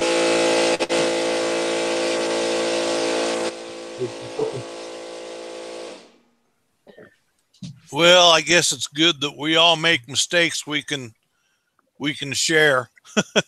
And compare. Yeah, boy, I've done some stupid stuff before. Oh, me too. Oh yeah. I normally do it late at night. You're really tired, and then you do some stuff up, and then you repeat all the next day. You can think about what you did that you shouldn't have done it, and gone to bed. But, yep. It's like, I don't know why I stayed up that late. Do that. I do that all the time. Yeah, what I got to figure out is where to put the door or the little hatch for the weight box, and for in the back there to get into adjust your elevator or whatever. I have them all made up. I lose them every time I build an airplane. They just vanish. I can't. Oh yeah, your door, your doors. Yeah, I never can find them. I'm like, what would I do with them? I just don't understand why I would do something with them. And it's like, I remember putting them here, but I must clean up and just think they're pieces of scrap and throw them away or something. Yeah, I got to where I'm putting them in a sandwich bag. Yeah. That way I know that if it's in a sandwich bag, it's a part that I better not be throwing out. A bulletin board's a good place to stick stuff like that in bags. Oh, that's true. Yep, that works good too. It's right there in your face, so you don't forget about it. I got Wayne to pick me up some half-ounce fiberglass from Brodak one year, because I always get those guys that go up there to pick up stuff for no shipping. And so I was inside cutting hinges out of it for my micro Ringmaster, and it's Christmas time. So I'm over there working on the Ringmaster, and Holly's over on the couch wrapping Christmas presents. And after Christmas, I couldn't find that damn pack of fiberglass for anything, and I had a hard time finding it. And so I needed it. It took forever finding it, and it was gone. I'm like, oh God, we got all this Christmas wrapping tissue and everything else in these boxes up in the attic, and I bet I put it in. I bet it got thrown in one of those boxes, and I won't find it till next Christmas. Well, it was about August. I'm poking around the shop, and there it is, hanging on the bulletin board. You hung it on the bulletin board, still couldn't find it, huh? That's pretty funny. Hey Gerald, how's your weather? You been able to do any flying? Yeah, it's been quite good. Autumn's been really mild. I was just saying before to the other guys that we were out on Sunday and were able to put in some good flights. It's been very calm. Normally autumn it's windy, very windy, but we've had an unusual weather this year. It's been very different to our normal patterns. So what all can Otto do now? Can he do all of the squares and inverted and loops and stuff now? He's good with the loops, his wing overs, his climb and dive, his figure eights. He's getting up to the point where you can start thinking of doing vertical eights and overhead eights. But what I'll often do with them is I'll just go through with the handle and go through the maneuvers with them in the air, holding the handle with them, and show them what to do. And they'll say, "Okay, you have a go doing it now on your own," and that seems to help a lot. But yeah, it does. Yeah, it's just hard with a. That's good, because now he's getting to where he's going to feel comfortable and he's going to really start enjoying the flying, other than just going around in circles all the time. He's got some maneuvers he's going to do. Go out with a plan and execute it. That's good. Yeah. You crash less too when you do that. How old is Otto? Well, Otto's 10. He'll be 11 in June. He's the elder of the two, right? Yeah. Okay. What about Max? In about another year, everything's going to click for him. Then he'll be out flying you like nothing. Yeah, it's not going to be long. Yeah. What about Max? Is he able to do some stunts too? He's 8. He tries, but he'll do the odd loop and he'll do his wing overs and climbs and dives. But that's about the limit for Max. But Max has a lot more accidents, shall we say. He gets a bit overconfident and tries things. But it was funny on Sunday because there's an older guy in our club that used to fly a lot when he was young. He talks about when he built a Thunderbird and different things that he did in the past, and he hadn't flown inverted for years, and he was watching Otto flying, and he says, "Okay," and he goes over, turns it over inverted and does a bit of inverted, and he sort of get back into it, watching Otto flying his maneuvers. And then my wife said, "Okay, I haven't flown much inverted. I'm going to have a crack at doing some inverted as well." So everybody's sort of ramping each other up, when they're all trying to relearn their maneuvers or get back into it. And then we've got obviously those people that are very competent, good flyers like Dave Wright, who can put in a marvelous F2B pattern. But it just helps those others that are new to it or just learning or getting back into it, see what others are doing. And it works, it feeds off itself. And that's where if you've got a group of people flying, it really just improves the experience a lot. Yeah, it does. Well, that's cool that your wife flies with you. I mean, if I ever find a woman that wants to go flying with me, I'm going to hook up with that woman.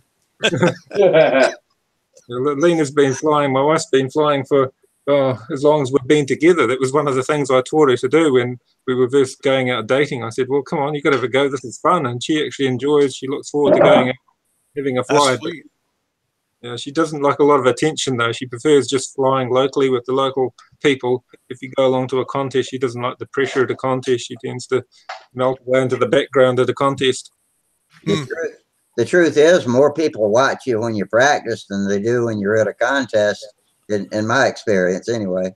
Yeah. Well, the thing is when you're practicing, you get to fly a lot more. Yeah, and other people are sitting around waiting for you to fly. And at a contest, you got 3 or 4 circles going, so everybody's doing their own thing, concentrating on themselves. Well, she had a bad praying at our nets about 20 years ago, and everybody saw it, and they wouldn't let her forget it. But she probably just wasn't really ready to fly at the nets. I probably pushed her a bit hard at the time, and ever since that, she isn't keen to fly in a contest. But she enjoys flying, but just doesn't like the pressure. Yeah, it's something you get used to in time. I think if you just get out there and you fly in a contest, and the nerves go away by the time you're in your 2nd or 3rd flight, you feel better about it. I love an audience. I guess I'm just a ham. That's part of the hobby. I mean, man, I hope you're talking about flying, Rusty, when you say you love an audience. Yeah, I am. Hello, my youngest son likes the fact that you've got an audience. You're performing to an audience. He likes that element, and he puts on a show, but it's not always the show you want him to do. Not always. It doesn't always end the way it was planned, huh? Yeah. What are you thinking, Dennis? What? Just what I got to do next. I'm not sure where you're at. You're about ready for a bell crank setup, aren't you? It's about time to refill I your gotta go Smurf in there. and cut off the ribs. I normally do that after I put it together, and then I can put the bell crank in. Looks There you like go, it's we can about time. Looks like it's about time to refill your Smurf there. My Your Smurf. drink. Your Smurf, yeah, your blue drink. Oh, ice water. Oh, oh, it looked like a Smurf. Is the glass blue? Yeah. Okay. Yeah, it looked like you had some kind of drink in there. Maybe some Cool Power or something. No, that's green, isn't it? Cat power. How do you cut your ribs out after they're already glued in? I go in with a Dremel and a sanding disc. Just work it very carefully in there. Oh, okay. I made these little jewels. I got a left and a right one. I got a left and a right one too. See? Let's see. Let's see. Let me get it up here a little bit. I took a X-Acto blade 90 degrees and then Oh, I see. Okay. I can go inside and cut all my ribs out and even get more weight. So why don't you cut your ribs? I always cut my ribs before I stick them in. I just stack them and sand them. It takes about 5 minutes. Because they get in the way of my rod, the holes for the rods. For me. Oh, okay. I see what you're saying. Yeah, you're going all the way to the rod, right? Yeah, especially it's the front rod that gives me the most problem. Yeah. I can't get the bell crank in or anything with that rod in there. Well, yeah, what I usually do is drill the holes and then I'll cut and leave like 3/8 of an inch or, on the side of where the rod is. And then I just got to cut the straight part. I got a whole bunch of these that I use to, do my cutting. Yeah, sharpened tubes. Yeah, different tubes. Got copper and aluminum, different tubes and stuff. You sharpen it on the inside, right? Yeah. Yeah. That's right. That's the way to do it. One day I'm going to have a lathe that I can chamfer those that way. Keep them all really nice and straight. I did on the last wing cut most of them out that I could, but I ended up breaking most of the ribs as I was building it. Oh, okay.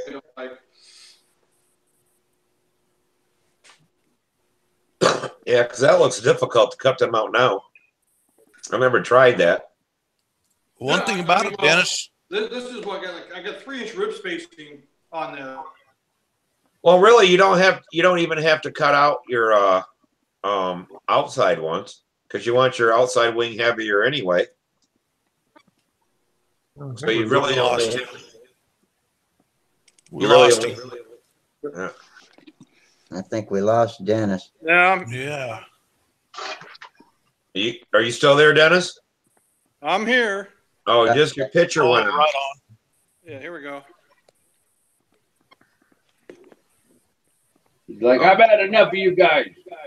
I'm leaving. Yeah, because you really wouldn't have to cut your outside ribs because you want your outside wing heavier anyway. What's that? Less tip weight. Yeah, just less tip weight. Well, one thing about it, you got a nice setup in your shop to work. You got plenty of room. It's sweet. Well, until I park 2 cars in here. Then you got to skinny up your workbench. Yeah, that ain't got crap. I got to skin up a whole lot of things. Yeah. Well, the one thing is, if I ever build another house or whatever, if I build me a double stall garage, it's going to have the middle part in between the doors. It's going to have 2 separate doors, and it's going to have some space on the other side of the doors. Because with my garage, you pull 2 cars in, the one car you can't even hardly open the door. Yeah. To get them in and out through a normal garage door, and it's like. So I usually let Samantha park inside. I don't even park inside anymore. It's just too hard to try to maneuver around. Yeah. Garages are badly designed like that. You really need like or 6 meters or 18 feet, whatever width, so you've got enough space for the doors. Yeah. Yeah, because I mean, by the time that you can see the center cut in the concrete that splits the garage in half. Well, on the one that's closest to the house, I got room to get out of that door, to get in to into the house.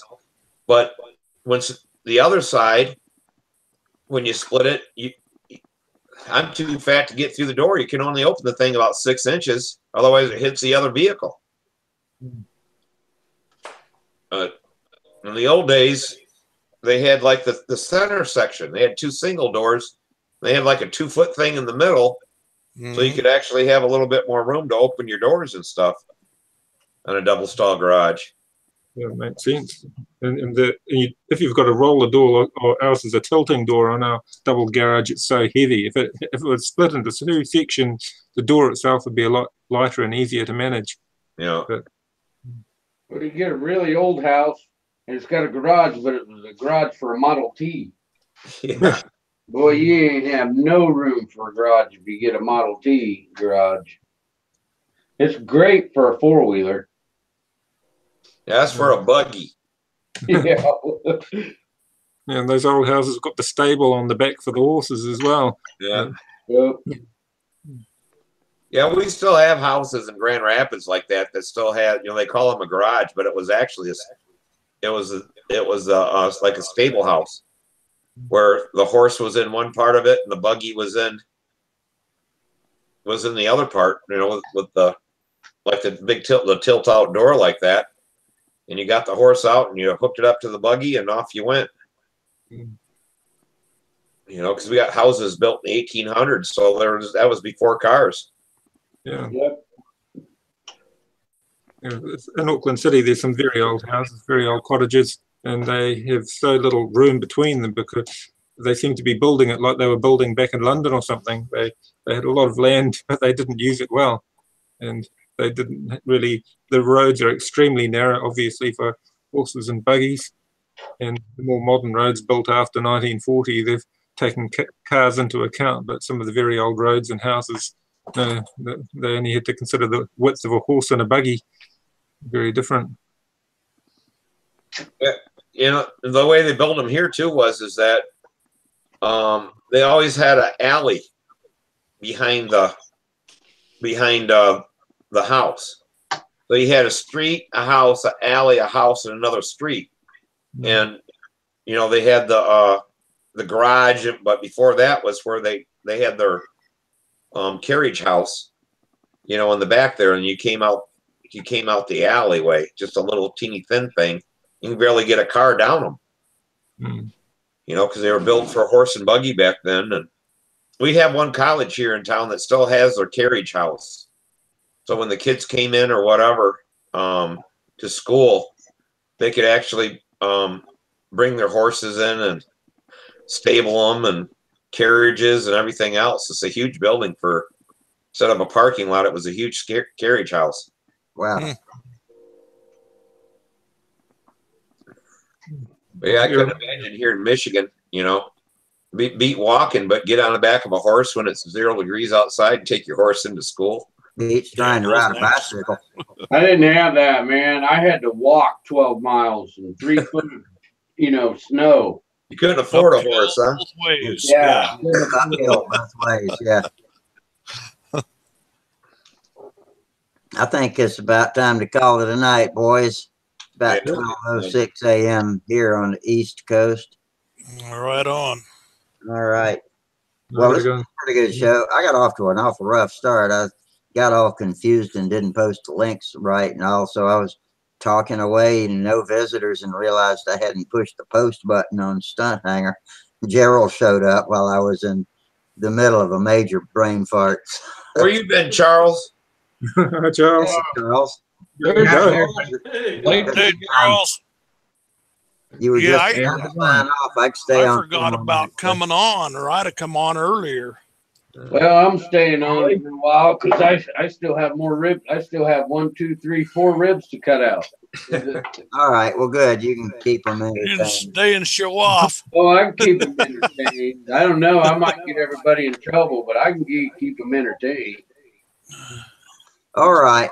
Well, All right. y'all You guys have a good fun week. and carry on. And I'll see you Friday night. Y'all have a great week, I hope. Stay easy. Hey, we'll see you guys. Springtime's You too, going to Rusty. return. I believe springtime's going to return this week too. So Oh, I hope so here too. yeah. Okay, man. Y'all have All right, a good great to time. see all of you. And, you folks that are watching us out there on the tube, I appreciate your presence too. And if y'all want to click that super chat $sign at the bottom and give us a couple of bucks, that would help keep things running for Sparky. We really appreciate y'all coming. And so until Friday, fair winds, tight lines, and we will see you later. See ya. Good night. Rusty. See ya.